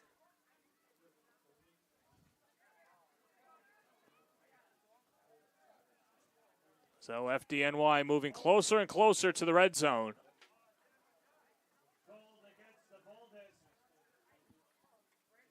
Keeping their foot on the pedal, keeping the pressure on. Let's clean up the turnovers. We might get a score here by the Bravest. Corrections in that old cover, too. Flowers on the near side, 3 receivers up top. And the give up the middle, it's Sumter. And he gets inside the 20. Sumter with a nice little carry. Nicknamed the Bus, and he actually gave himself the nickname, weirdly enough. He just showed up one day with a white T-shirt with the bus written on it, so it stuck. And a whistle. I think a timeout was called before. Yeah, FD was trying to go quick there, huh? So a timeout taken by Corrections, and while we have the timeout, we'd like to thank our sponsor, Tunnel 2 Towers Foundation. Since 9/11, we've been helping America's heroes by providing mortgage-free homes to Gold Star and fallen first responder families with young children, and by building specially adapted smart homes for catastrophically injured veterans and first responders. Tunnels to Towers is also committed to eradicating veteran homelessness and helping America never forget September 11th, 2001. Visit them on the website below, tunnels2towers.org.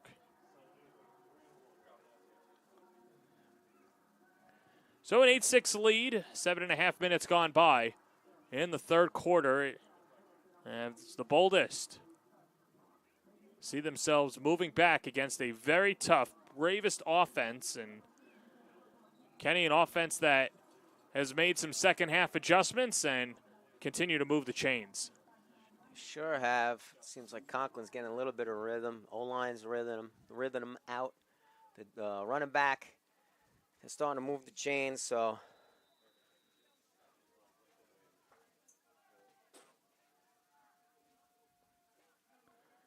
same formation, Flowers, 1v1. On the near side, high snap.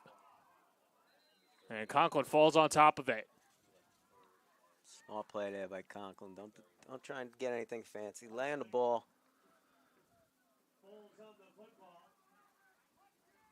maintain possession.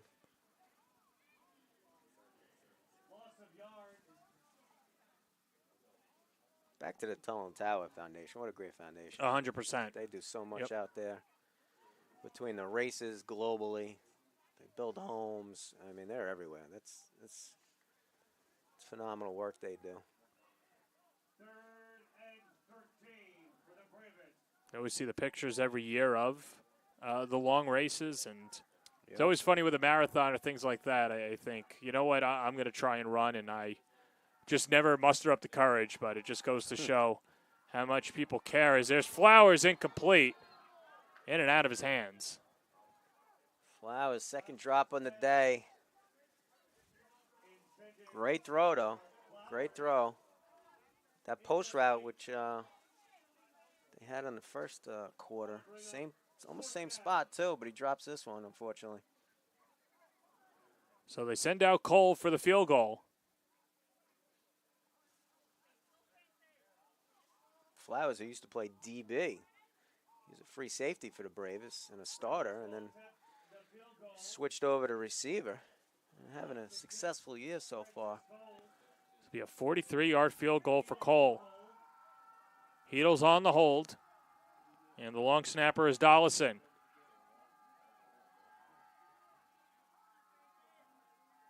Bold is stacking up the front.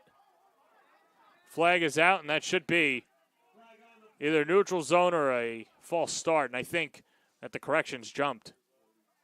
If that's the case, it might give Bravos the first down here. Well, no, they still have a way to go, but it moves them closer and makes that field goal a little better. I didn't see the second stick. So the officials conferring.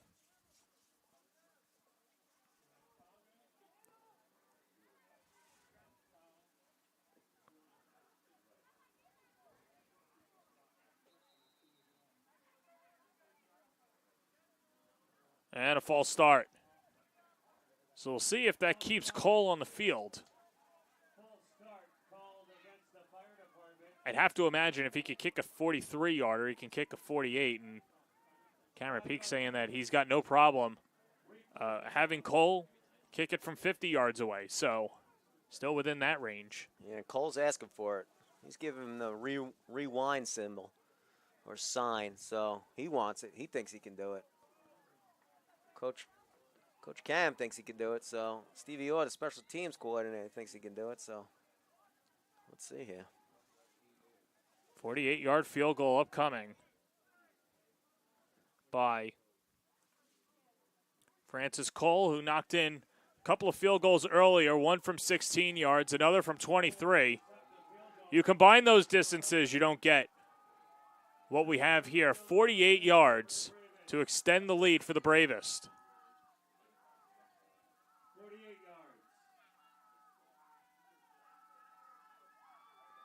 Good snap, kick is up, end over end, and it's short. And those 5 yards coming to make a difference. And a turnover on downs as the Boldest take over. Yeah, that looked to turn up about 1 yard short there. Cole seems a little dejected, but. Well, I'm sure with the confidence that Cole has, he feels that he could kick him from anywhere, and just came up short on that, gets a few pats on the back, and he'll be back out there again. He'll have another shot at it. But the defense is out there right now, so let's see what they can do. It'll be 1st and 10 from their own 30-yard line. Corrections with trips formation, far side. Well, we saw a lot of Palmer to Kazmanat. Made some big catches on the other end of the field in the first half, and see if we go that way again. Yeah, Kazmanat's lined up in that trips right now. Not wearing number 9 in black and orange, as it's a discussion over whether or where the ball should be spotted after the missed field goal. It was snapped at the 31.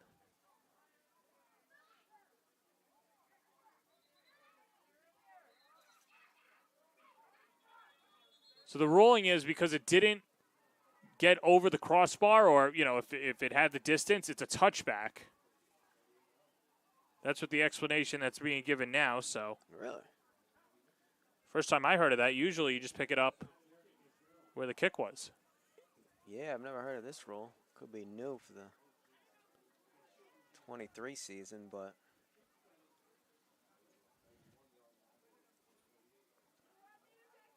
sure doesn't benefit corrections. No, not at all.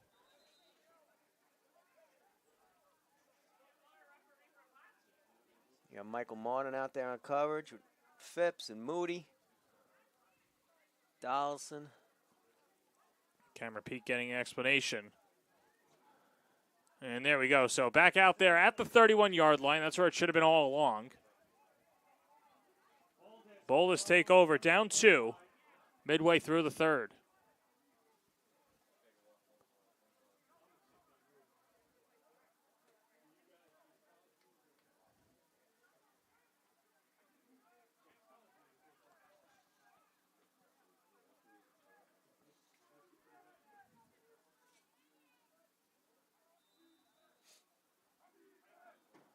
So Palmer on first down, back to pass.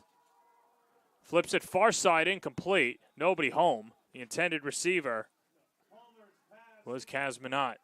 Nobody home is right.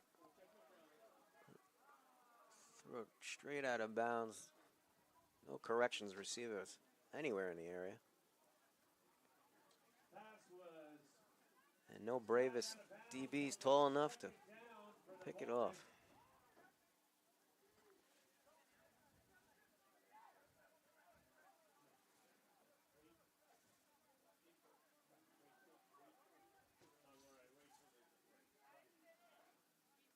Palmer escapes some pressure, moving east and west, but still picks up a few. Basically went 15 yards to pick up a pair. Martin with a nice tackle there. Helped out by Hart. Martin played his college football at Buffalo. Father was the former offensive lineman coach, offensive coordinator as well. Yeah, he's used to the cold, miserable weather being up in Buffalo.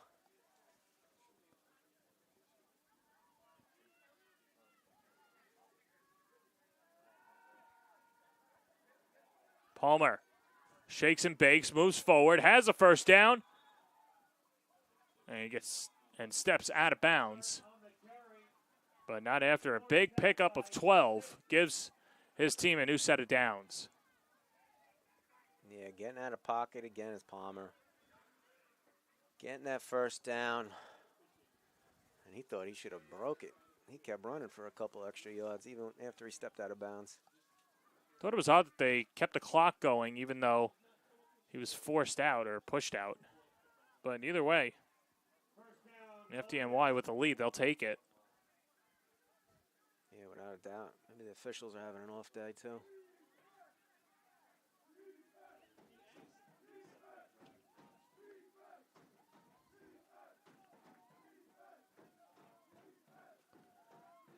Ball on the 44. Palmer into the screen. Michael John incomplete.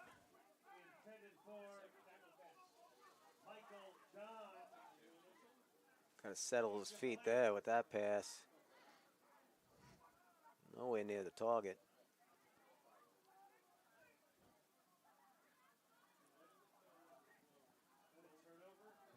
I believe they're saying that was a lateral, not a pass. So they're going to spot it where it went out of bounds.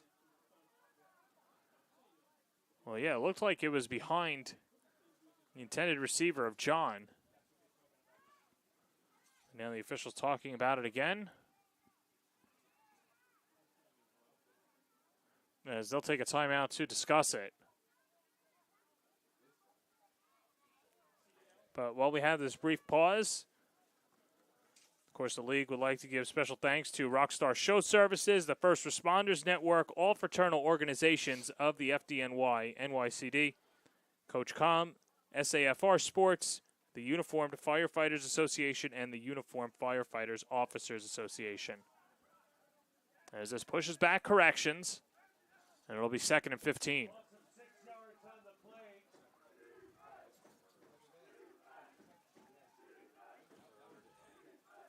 Not Palmer's best pass, but we got 3rd and 15 here. The referee's going to stop play again. Yeah, so 2nd down, and it's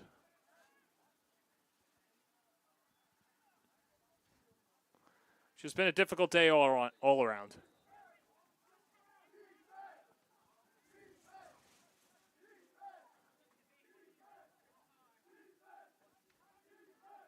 Palmer's shouting out some audibles, perhaps, as Rich Richards shows a blitz. Against that blitz, Palmer. They'll say incomplete. A flag is down.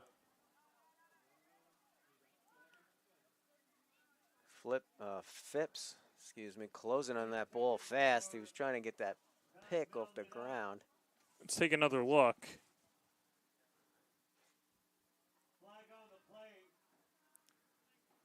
Couldn't really tell from that angle if he made the catch, but either way, he's signifying that he did. But if this goes against corrections anyway, so it is a catch.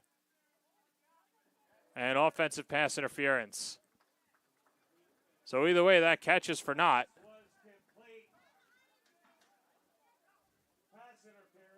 Yeah, a little pause. Oh, this receiver's going after the ref. They better calm him down, and they're going to get another 15 tacked onto it.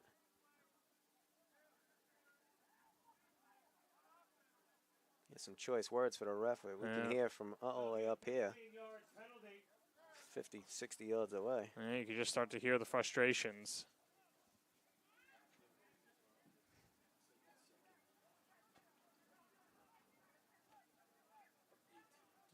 It's a fight you're not going to win. No, not at all. And now it's just a matter of where to mark it. And this will push back corrections even more.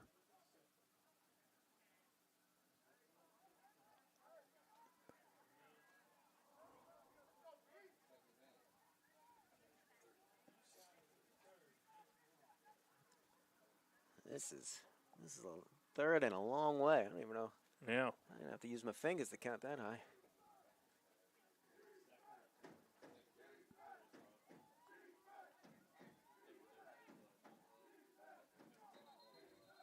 Should be 3rd and 32. Check that second. Oh, the marker man had 3rd, Yeah. so I was with you. So 2nd and 32. Palmer has to pass. Gets it over the middle. A nice catch there by Chris Lyons. Eats up a huge chunk.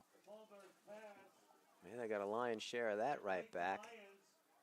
That's Lyons, who was a little PO'd at the ref, but gained his composure with a nice catch.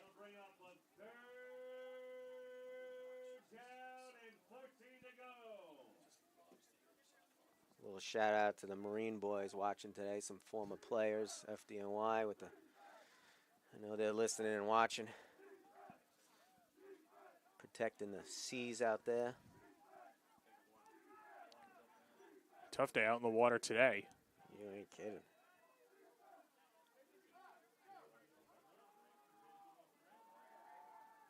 Palmer on 3rd down. Still on his feet, jukes ahead, gets across midfield, and not enough. Taken down out of bounds, and that should be a 1st down for Boldest on the late hit. Not a smart play there. He's out of bounds. Let him go. Been 4th and 7, probably 8. Oh, yeah. Godfrey Taylor with the infraction. WWE slam there.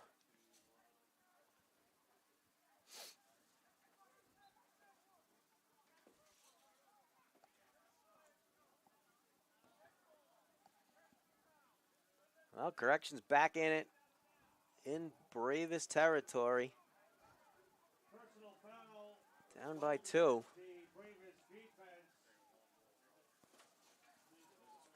Palmer's feet really making the D-line tough day for them running after him.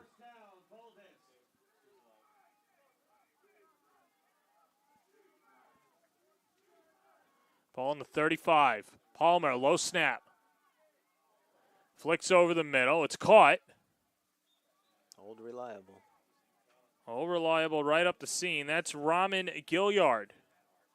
Someone who's a state officer making his first catch of the afternoon.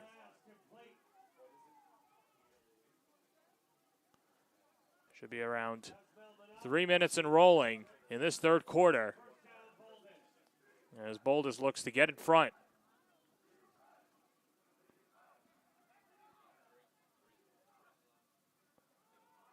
Palmer calls his own number, darts up the middle, and is smothered, but not after a big gain. That was Palmer all day.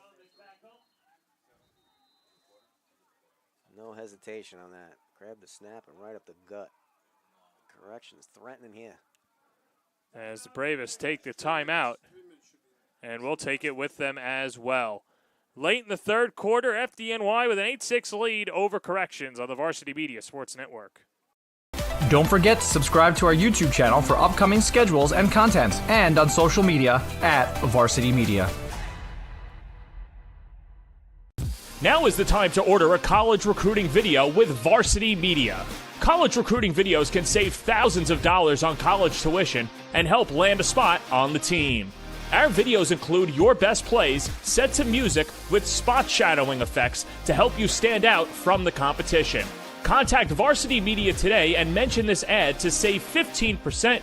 Call 516-403-2050 or email jeff@varsitymedia.net.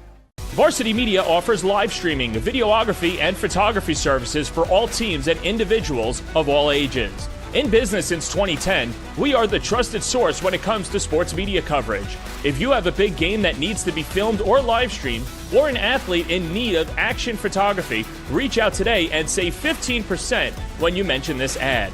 Contact us at 516-403-2050 or email ben@varsitymedia.net.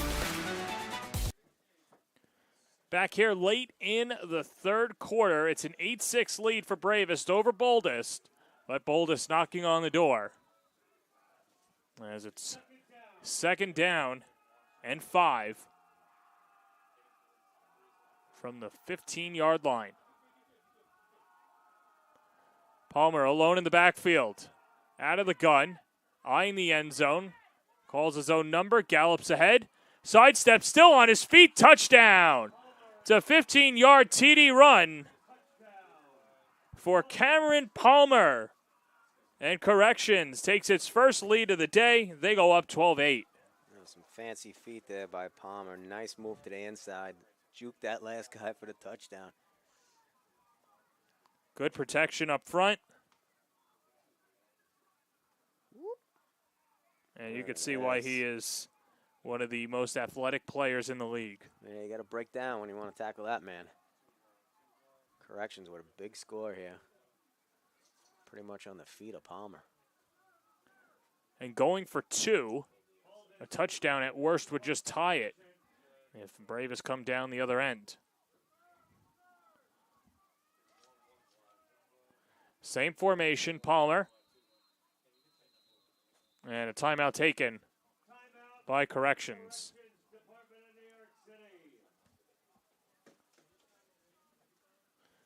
Well, with that, just reminding all the viewers out there, the Fun City Bowl taking place on June 3rd, and the FDNY Alumni Luncheon on May 24th. That is this Wednesday. Of course, a reminder to follow on Instagram at Bravest Football, and check out the website, bravestfootball.com, for the official team store to purchase apparel. Sponsorship opportunities are available. Check out the website and more.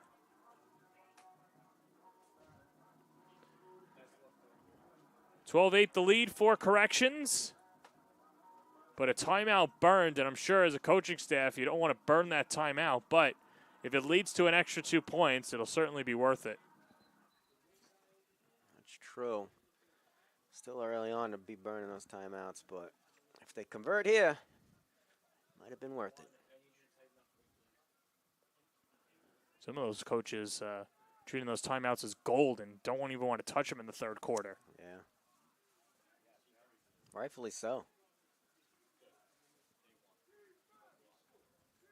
We've all watched those games with 5 minutes left that take 30 minutes because of all the timeouts and stoppages.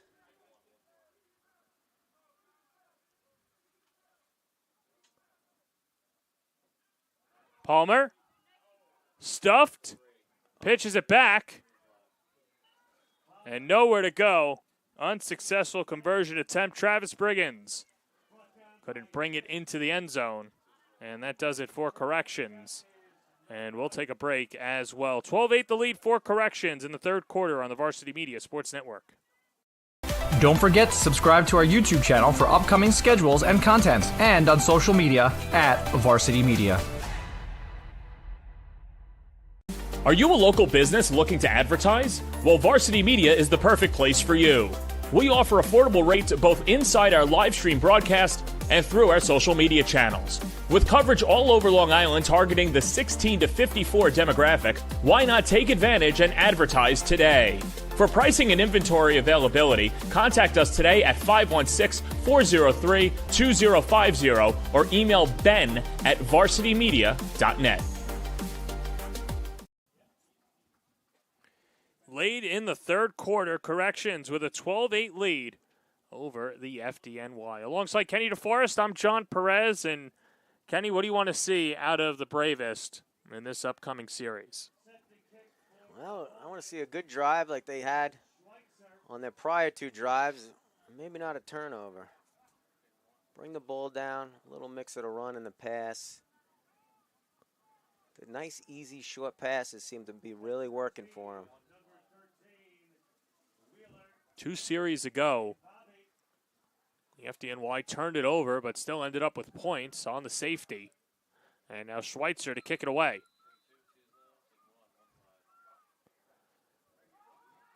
Short kick. This is Wheeler. And Wheeler still on his feet, crossing midfield.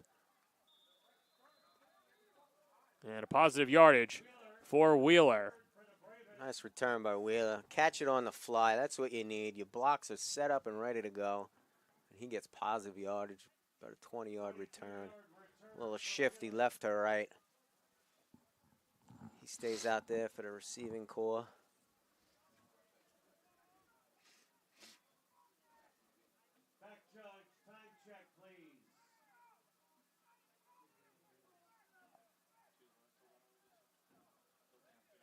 So they're keeping time down on the field, and at least by our own timer, it should be about a minute and a half left, maybe less.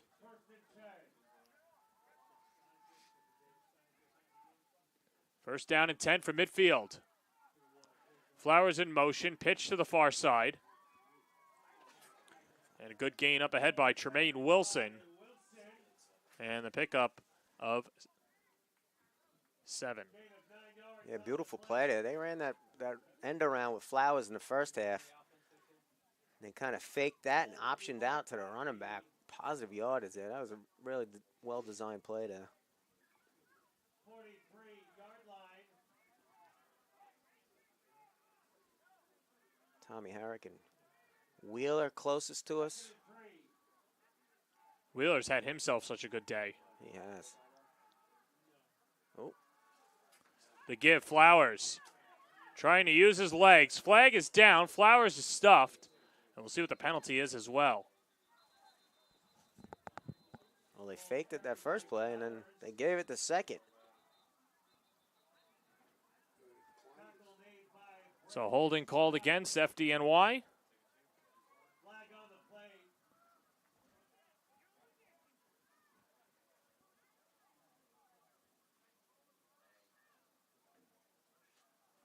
The head referee asking who threw the flag and what was the penalty.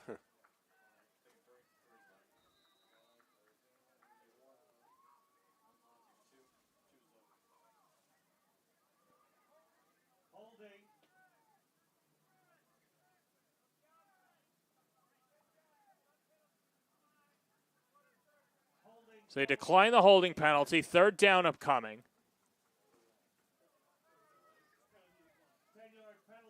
Can't get holding as an offensive lineman. Got to keep those hands inside. My old coach, Donnie Buttermark, used to tell us that all the time.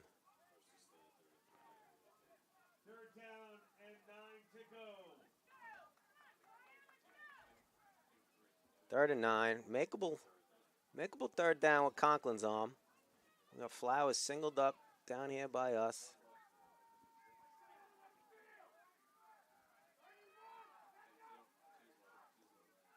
On 3rd down, it's Conklin. Good block up ahead. Zips it over the middle. To the house. Touchdown, and the Bravest take the lead. It's Adrian Aviles, the 49-yard TD catch and run. What a beautiful play there. But, I mean, I'm a receiver at heart. Love the position. But the block by the running back, number 21, Wilson, saved that play. Here it is. Watch 21 come across. Whoop. Sit down, young man. Gives Conklin plenty of time. Steps up in the pocket. Post route to Aviles. That's an easy catch and throw right there, folks. Bravest go up. Beautiful play. He was so wide open he could have went across the street, got a cup of coffee, and came back. Sounds good right about now. Yeah. Great block by Wilson. Coming across. You like to see that. Running back who wants to get dirty. Here comes our man Cole. This will put the Bravest up 3. And big for corrections. They have not found their kicking game all day. And a 15-12 lead for the Bravest. Adrian Aviles to the house. 49 yards. Gives the Bravest the lead. We'll take a break. Great route. Sorry. Great route at that. And we'll talk about it when we come back on the other side of this break on the Varsity Media Sports Network. Don't forget to subscribe to our YouTube channel for upcoming schedules and content, and on social media at Varsity Media. Varsity Media offers live sportscasts for any event. Our productions include announcers, multiple camera angles, graphics, instant replay, and so much more. Hankinson getting it back. Hankinson going in, dropping it back. The shot of the goal! That's it! That's it! Norton! Pittsburgh, the Class A champions! If you want to enhance your event or make the experience better for your viewers, reach out to Varsity Media today and learn more about our live sportscast. Contact Varsity Media at 516-403-2050 or email ben@varsitymedia.net. Final seconds of the 3rd quarter, and the Bravest have a 15-12 lead. They're back in front thanks to the 49-yard hookup between John Conklin and Adrian Aviles. Alongside Kenny DeForest, I'm John Perez. And Kenny, as an old wide receiver yourself, it's got to make you happy to see such wide open space and an easy touchdown for Aviles. That's it. That nice post route. And they waited. They waited a while for that to clear all the way out. Stepped up in the pocket, threw a dime, touchdown Bravest. Palmer to take it outside of his own end zone. Marching, gets past the 20 and picks up an additional 5 on the 25-yard gain. Nice run back there. Palmer everywhere today. He's everywhere. I had the chance to speak to Travis Briggs earlier in the week, and he said, yeah, Palmer's the guy that just wants the ball in the big moments. And we've seen that through the first 3 quarters. Yeah, he sure does.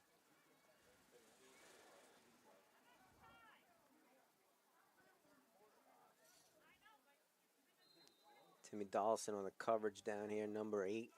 He's a little banged up at the beginning of the season, but healed up, and it's good to see him back out there, another leader of this Bravest defense. Run up the middle. And that was a big pickup by Theo Clark. And that'll run out the clock on the 3rd quarter. We go to the 4th. The Bravest leading 15-12 thanks to the hookup of Conklin to Aviles. 4th quarter coming up next on the Varsity Media Sports Network. Don't forget to subscribe to our YouTube channel for upcoming schedules and content, and on social media at Varsity Media. Now is the time to order a college recruiting video with Varsity Media. College recruiting videos can save thousands of dollars on college tuition and help land a spot on the team. Our videos include your best plays set to music with spot shadowing effects to help you stand out from the competition. Contact Varsity Media today and mention this ad to save 15%. Call 516-403-2050 or email jeff@varsitymedia.net. Beginning of the fourth quarter here, presented by Apex Mobile Wellness. At Apex Mobile Wellness, our goals are to preserve and sustain optimal health for our patients through comprehensive, preventable health and wellness services while combating the rising cost of health care for employer organizations. Our ability to provide annual physicals at the worksite for both convenient and comprehensive. We supplement this clinical health service with the wellness services that help to mitigate chronic illness and or improve lifestyle choices to ensure our patients remain on the path to a healthier lifestyle. Visit them today at apexmobilewellness.com. First play sniffed out, and that'll bring up third and short.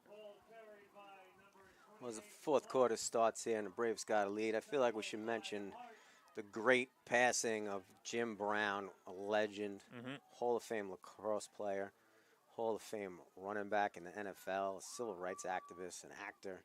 The man lived many lives and a fulfilled life, and, rest easy, Jim Brown.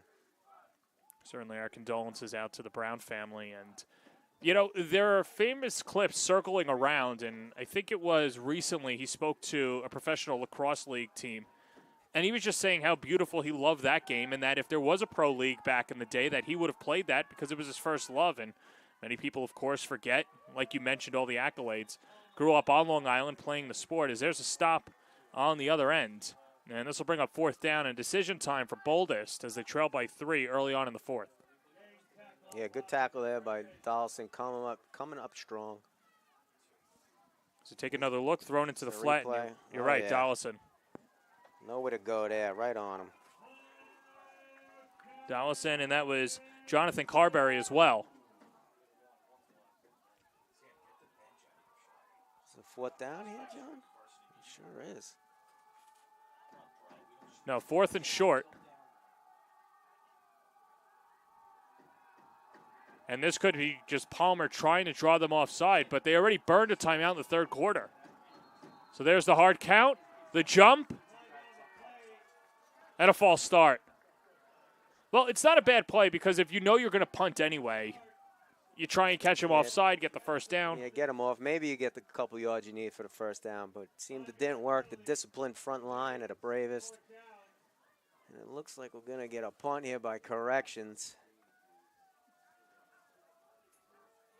And, rain was a factor in the first quarter and a large part of the second quarter.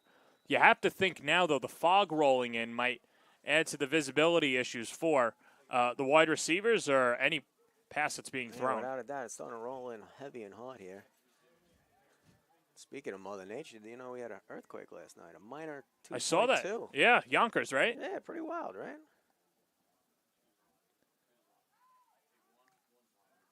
Short pooch punt. Actually gets some legs. How about that? Takes a Boldest bounce and shakes its way down the field. John Moody back there again. Another chance blown. They can't get it to him, but. So Braves, see if we can eat some clock here. Drive it down the field. And put another couple points on the board.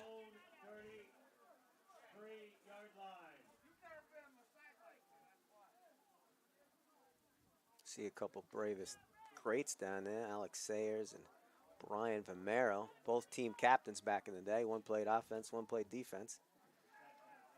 Good to see them showing up and supporting their former teammates. Without a doubt. You'd have to imagine, too, for the Braves, even though it's still early on in the fourth quarter, you're probably trying to run down the clock as well and try and get that running game going to open up the passing game if need be. The handoff up the middle is Wilson. And a pickup of 6. Well, you queued it up for him. Run and play off the right side. Gain good yardage. Eat some clock up. It's time management. Because you'd imagine the worst that they could do is get across midfield, don't score, but you pin corrections back. And Palmer, who will probably have to use his legs, will have time against him. Throwing on second down. Nice catch, Flowers. And then is down just shy of midfield, but a first down. And there's the athleticism and the good hands by Flowers on display in the fourth. There it was. Thrown a little behind him. Number 6 coming out with a great catch. Here it is coming right at you, folks. Oh. Ref in the way. We got the ref in the way, but we assure you it was a great catch by Flowers. Back in the stat column. To our guys, who was that? Travis with that shot? Of course it was Travis. I give him one compliment. Off the handoff. And crossing midfield is Nick Sumter. Nice run, a little counter run there. Good yardage again.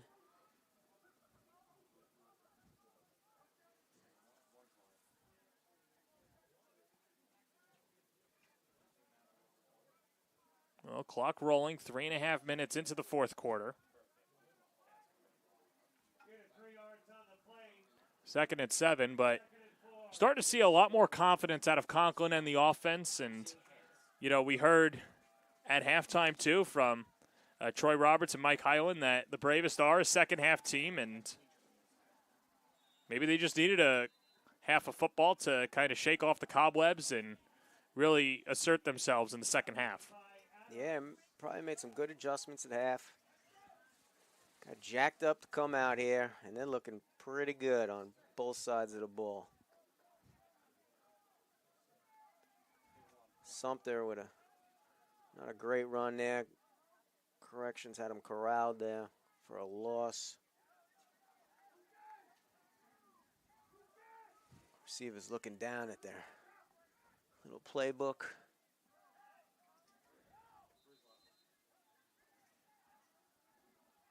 Yeah, timeout taken. I think it's because of the drone that's being above the field. I hope you're right, because I think this ref is saying he saw lightning.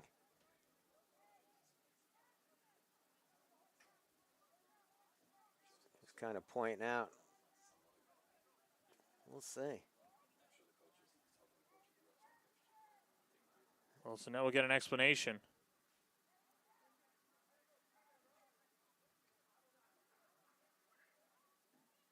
Might be right with the drone. Let's hope you're right with the drone. I hope so. I would hate to see the game come too far in this game. Yeah, exactly. Weather cleared up. We've been through everything else.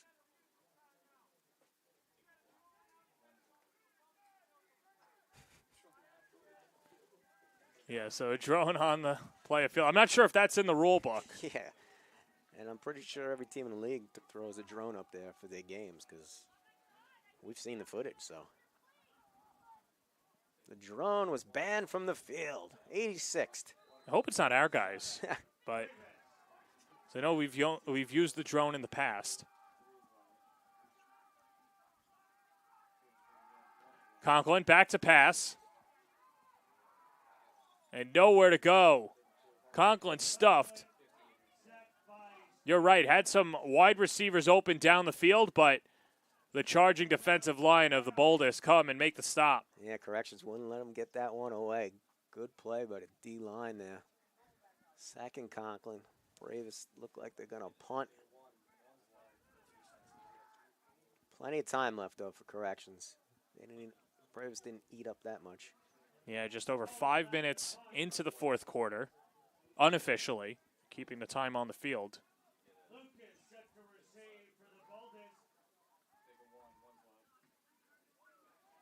And a big booming punt. It's muffed, but still covered.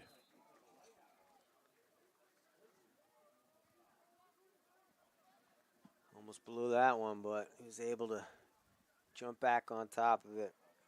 Possession stays with corrections there. It's like Clarence Curley able to redeem himself and give his team possession deep in their own territory. Looking to get in front of the Bravest. They pick up their second win of the year.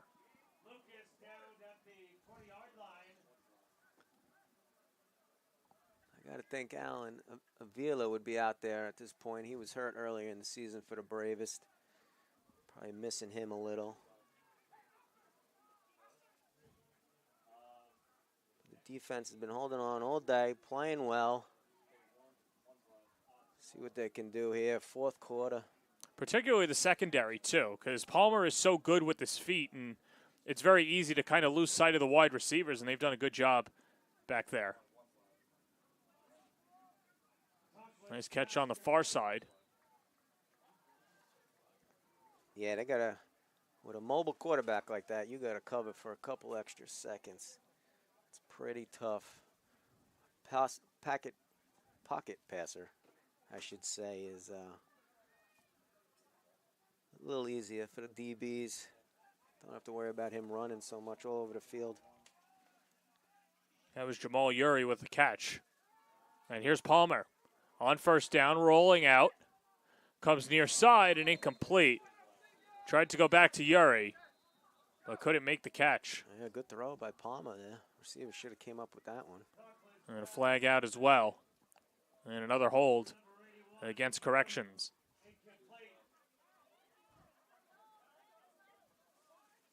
Well, they just continue to hurt themselves, Corrections, with these penalties.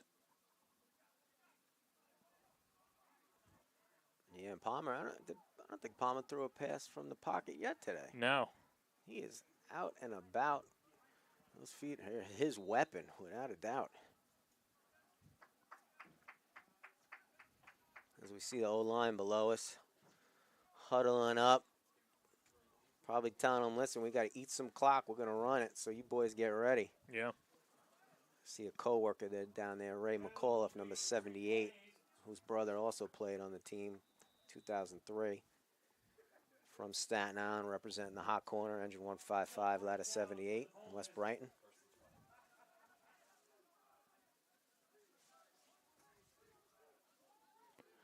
First down in a country mile, or 20 officially. Palmer tries to get out of it, and nowhere to go. That's Denzel Wilson. There's a sack lunch there. Great job by penetration by the D-line. They finally brought Palmer down.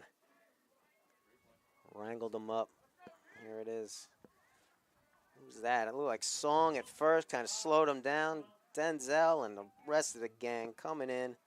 That's how you got to tackle Palmer. You got to gang tackle him. You cannot one-on-one him. He's going to juke you, and he's going to be down the sidelines. Yeah, Song, Cunningham, and Wilson have all had big games up front for FDNY. Lead it by 3. And another second and long.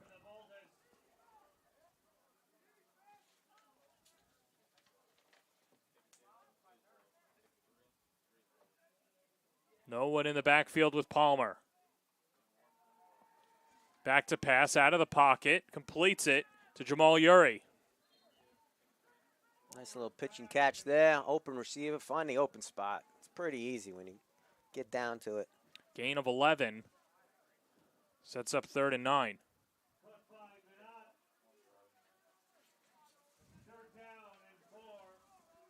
Big third down here for Corrections.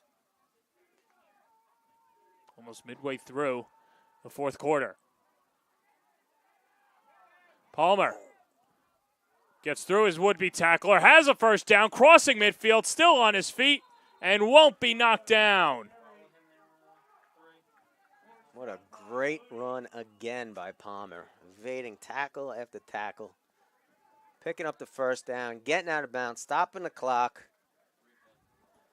Let's take another look as Palmer was ready to throw out of the pocket and said, I'll take it myself. Yeah, there goes 1, there goes 2 to defend. Denzel less than fingertips. There goes a 3rd. Shaking and baking. There goes 4. And 5 and 6 have to take him out. Great run there by Palmer. Casmanot with the big block as well.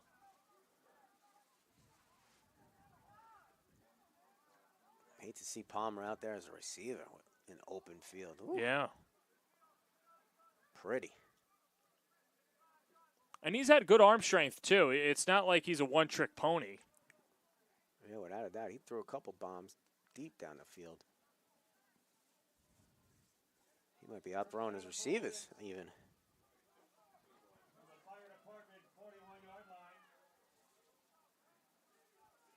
First and 10 from the 41.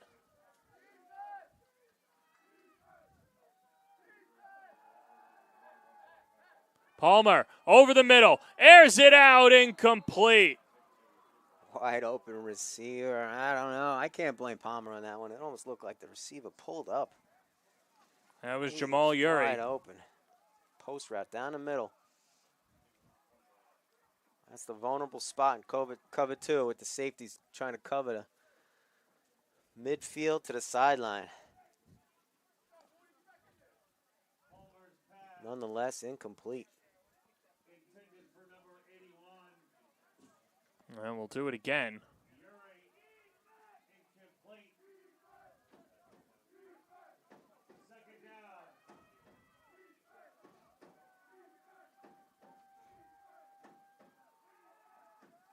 Low snap, Palmer digs it out, shuffles his feet, then flips it near side, almost intercepted. Good defense by Frankie Zerbo.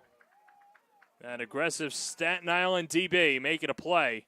Frank Zerbo with a nice play to knock it down. Just transferred houses, making a play on defense. He's having a good week there, Frankie Zerbo.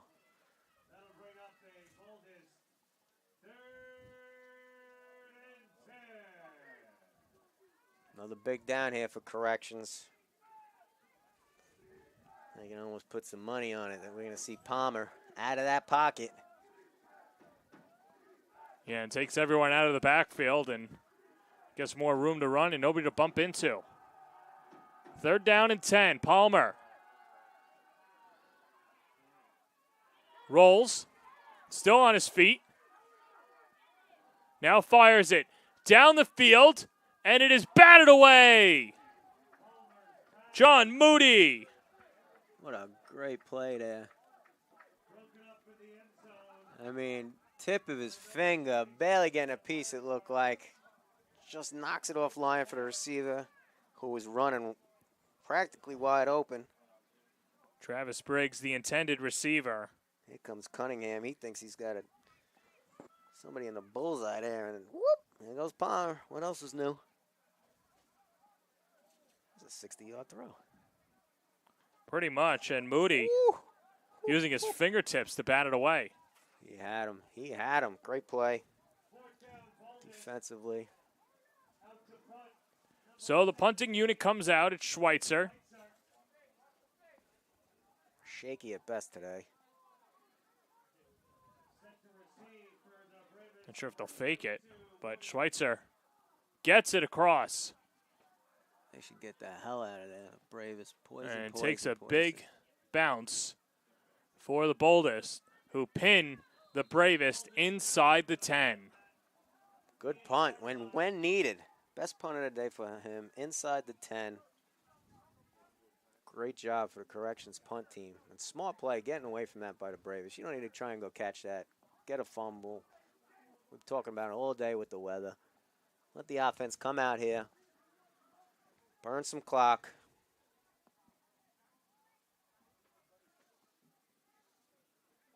It's around 7 minutes remaining in this contest.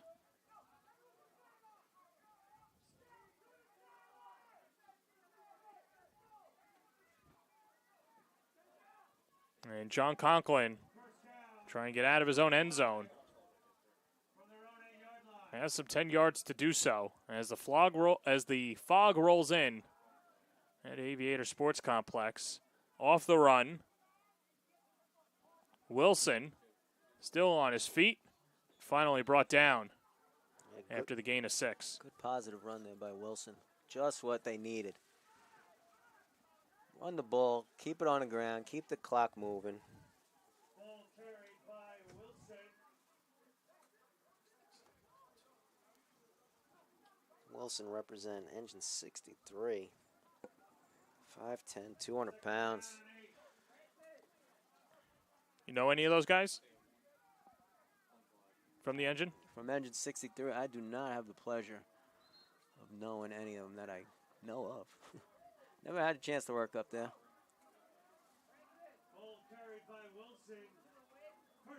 Wilson gets the first down. How about the job of Wilson in the second half? Really coming alive and has been a positive spark for the Bravest in the second half. Without doubt, a bit of a workhorse here in the second half. Really leaning on him here, and rightfully so.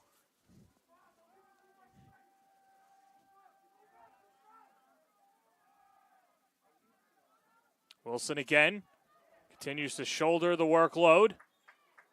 Pummels forward. Nice run off the left side there. Made a couple guys miss. Some positive yardages there. He might be looking for a break. Yeah. Give the man, get one play for a breather.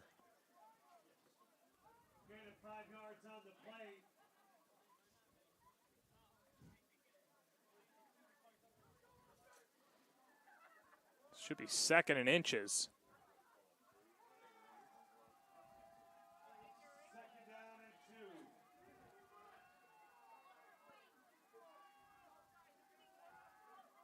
On the handoff, ball's on the ground, and corrections takes over. Well, they took Wilson out, gave it to Sumter. Not the cleanest of transfers, and a turnover. That is unacceptable at this point of the game. Here comes the replay. Oh, yeah. Sumter's got to clamp down on that like an alligator. Instead, fumble, corrections gets it. Woo! Great field position, nonetheless. And now the defense will have to stand tall.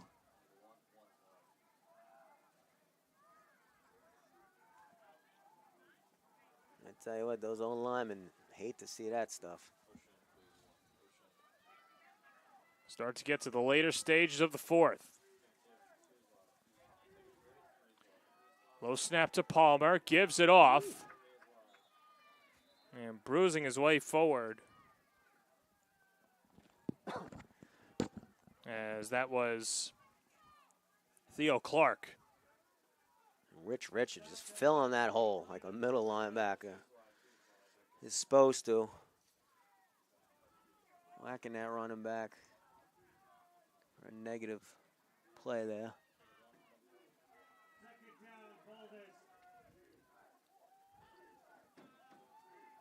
Second and 10. Palmer with the hard count. Uses those legs, sprinting ahead. And a flag down in the backfield. And this should bring it back, and it will. Lucky for the Bravest there. Palmer out to the races again. Picked up nice yardage, but one of his men get called for the holding. Bring it back.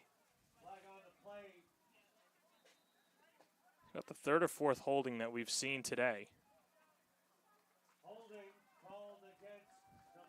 Bravest going for that 10th consecutive win here in the National Public Safety Football League, but it's a close one. Oh, the last few have been pretty close, right? Yeah, well, you're right. You're right. So, but it's got to build character too, of course, for these guys, and let you know that you can win the close games. And without a doubt, helps the young guys too. I feel know that they can come back and or keep the lead in any game. Palmer, false start. A few guys moved. First guy I saw was Lions, but there was movement on the line as well. Back-to-back penalties, corrections. Long time here for them. 5-yard penalty. Reclaim, second down. Big implications in this game, too. I got the word that NYPD beat Chicago today, 34-17, so. Talk about a business trip going down to Nashville. Kidding. Probably in some honky-tonk right now. Bouncing snap. Palmer handles it flawlessly. Gets a block. Fumbles it. Ball loose. Who's on it? And the Bravest have it. John Cunningham scoops up the loose ball And FDNY takes over late in the fourth. As John Cunningham mentioned his name at the perfect time. That was a botch play from the start. Bounced the snap. Palmer trying to do what he does. Get out. Here comes Denzel. Just knocks it out perfect. Rich almost with the hand on it. And Cunningham just falls on it. Bravest ball. That's another big turnover there. In a bad spot for corrections. Let's see what the Bravest football can do now. Offense coming out. See if Conklin can take charge here. John Cunningham, the former corrections lineman, making the biggest play against his former team. And get some bling on the sideline as well. Yeah, he's got the bling out. He'll be on Instagram with that, you know, these new kids, young kids. Snapchat with his bling bling.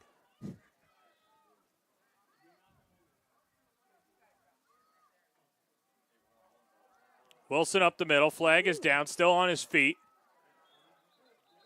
Positive yardage. Has enough for the first down, but we'll wait to see what the penalty is. And it should be a holding again. That was a great run. Looks like it's going to come back, but Wilson looked like he's fully energized. Like a chop block they called there. That's a big penalty. It moves him back. As we'll take another look. I don't know about that one, but hey, Russ got a tough job out there, so. Looks like Daniel Olivier with the infraction.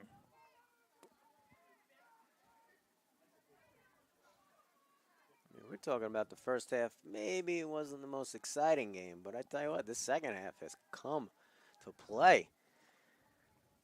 So it helped both offensive have opened up and some big-time plays, and Palmer and Conklin really showing out at the QB spot. Without a doubt. Fourth quarter here. We got a time? How much time we got left? We don't even know, right? Our unofficial timer has 10.5 minutes gone by, so that's about 3:25 left. Okay, so we're down to the nitty-gritty here. Oh, we got to look, Tom. Out of the pocket. Conklin takes a slide. Sorry, that's the old player in me. Tommy Herrick, Conklin looked like he wanted Tommy Herrick to turn around a yard after the line of scrimmage, but Tommy went out and blocked, and Conklin kept it himself, so no harm, no foul.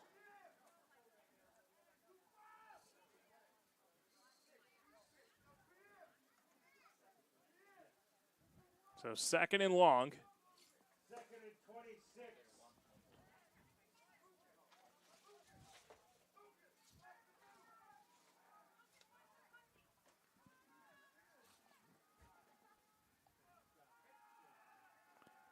Conklin pump fakes, holds it, and slides. And that's the veteran QB there, just trying to waste as much time as he can. Smart play. Learned from the first half there. Don't throw an unnecessary pick. Almost looked like they were going for a screen to Wilson, but it was covered up. So Conklin, smart move, keeping himself. Slide down. Keep possession. Get that clock moving. So 2-minute warning. And that's what we have right now is FDNY, 3rd and 24. Will try and get as many yards as they can, and then have to imagine punt it away and trying to have their defense stand tall. You'd have to imagine, though, a first down would end the game. Should we get there, as FDNY looking for their 10th win in a row and another nail-biter. A 3-point lead over corrections late in the fourth. Yeah, FD huddling up here. I would assume it's going to be some kind of run play. Keep it on the ground. Keep it running. You got the lead. We don't want any silly turnovers.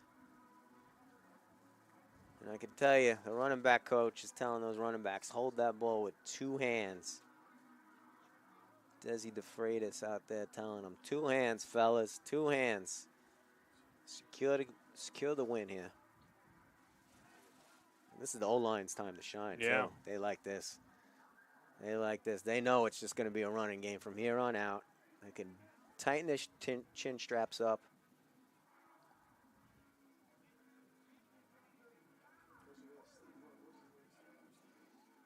And I think that there was a timeout called anyway at the 2-minute warning, so that'll burn one for corrections.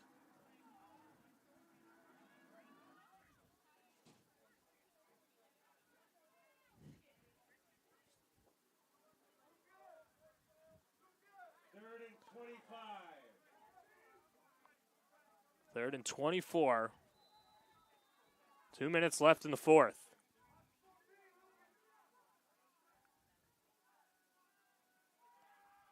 Conklin back to pass. Drifting and goes down. All right. No sack. Keeps the clock moving. Well, the Boulders called their last timeout. So one more punt, and then the defense is going to have to stand tall for the Bravest.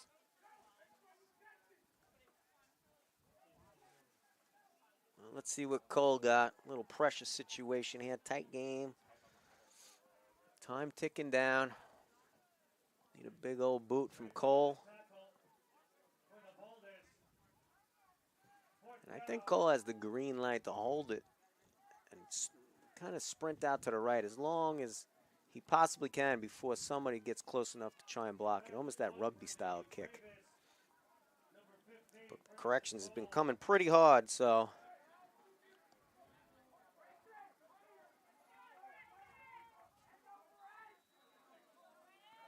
Cole to take it. Low snap. And gets it away. And takes a Bravest bounce. And keeps on tumbling forward. I wonder if Cole played shortstop there, because that was a dicey snap there by the long snapper. Cole scooped it up. Perfect. Got a nice kick out of it. Nice roll. So corrections has some work to do now, but with the feet of Palmer, as we've seen, anything can happen. Well, before this drive by corrections, of course, we would be remiss if we didn't thank two big players in getting this live stream up, Andy Singleton and Steve Orr, for letting Varsity Media live stream this fun defensive showdown between New York City Correction Department Boldest and the FDNY Bravest. Yeah, a lot of behind-the-scenes work by those two. We'd be lost without them.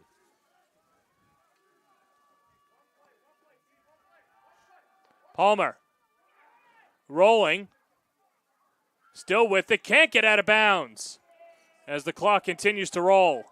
The captain, Rich Richards, with a beautiful tackle. Palmer wasn't getting away from that one. The 8-year vet, Richie Richards. Great player and a gentleman.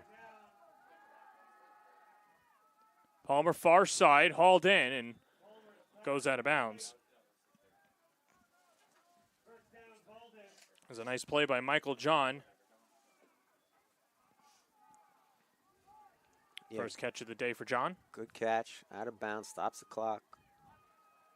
Smart receiving play. Palmer picks it up. Reverses field, gets out of bounds. I mean, Palmer's spin moving, nobody there. You know, he's got it all going on. But scoops that bad snap up, gets out of bounds, stops the clock again.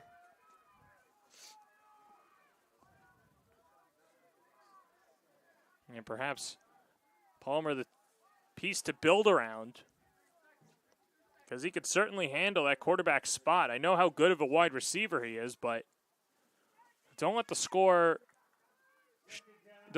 tell you what, you know, the score is not a good indicator of what Palmer has been able to do today. Tough, slick conditions. He's used his feet.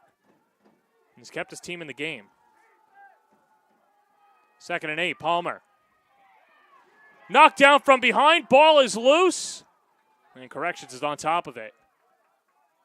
Great play by Michael Hart there. More importantly for Bravest, clock continues to run.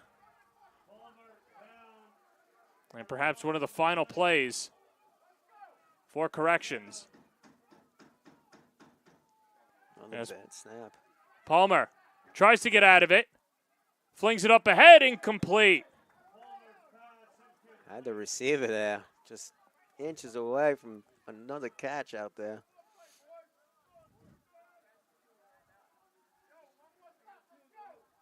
So 3rd down and 11. Well, we've seen it. Palmer, quarterback for corrections, he can reach the end zone. So if he gets loose out of the pocket, he can launch it. So D linemen better pin their ears back and go get him.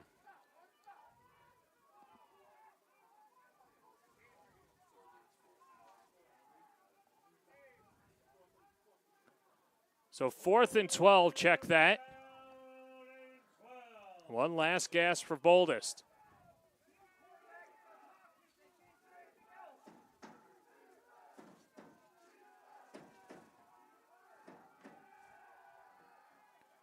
Palmer fires it far side. It's caught. And a 1st down for corrections. So the clock should stop as the chains get reset. And then they'll start it as soon as the chains are set. They let him snap it before the chains are set. So yeah. All good. Just to stop the clock.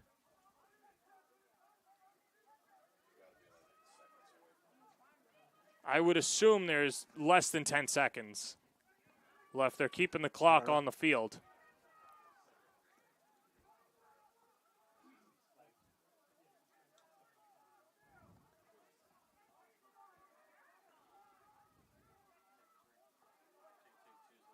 Second down for the Boldest.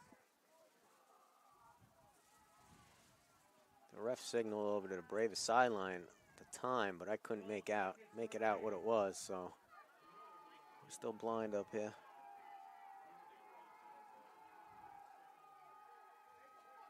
Palmer still on his feet and gets brought down. There's that D-line of the Braves we've been talking about all day, all season, with Rich Richards. Just hold on to the shoelaces.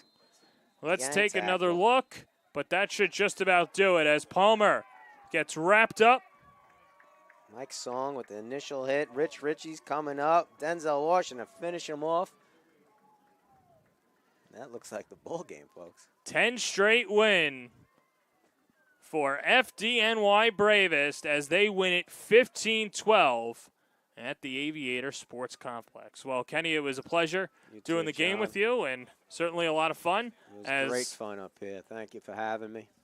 And, of course, thanks again to Andy Singleton and Steve Orr and the rest of the crew over there, and as well as our sponsors, New York Firefighters Hardest Foundation, Apex Mobile Wellness, Tunnel the Tower Foundation, the Gary Sinise Foundation, the Hobrock Heddle-Black, Brooklyn Roots Restaurant Group, Ready Rebound, Fire Family Transport Foundation, and, of course, Rockstar Show Services, the First Responders Network, all fraternal organizations of the FDNY, NYCD as well. So that'll do it from Aviator Sports Complex for our entire crew.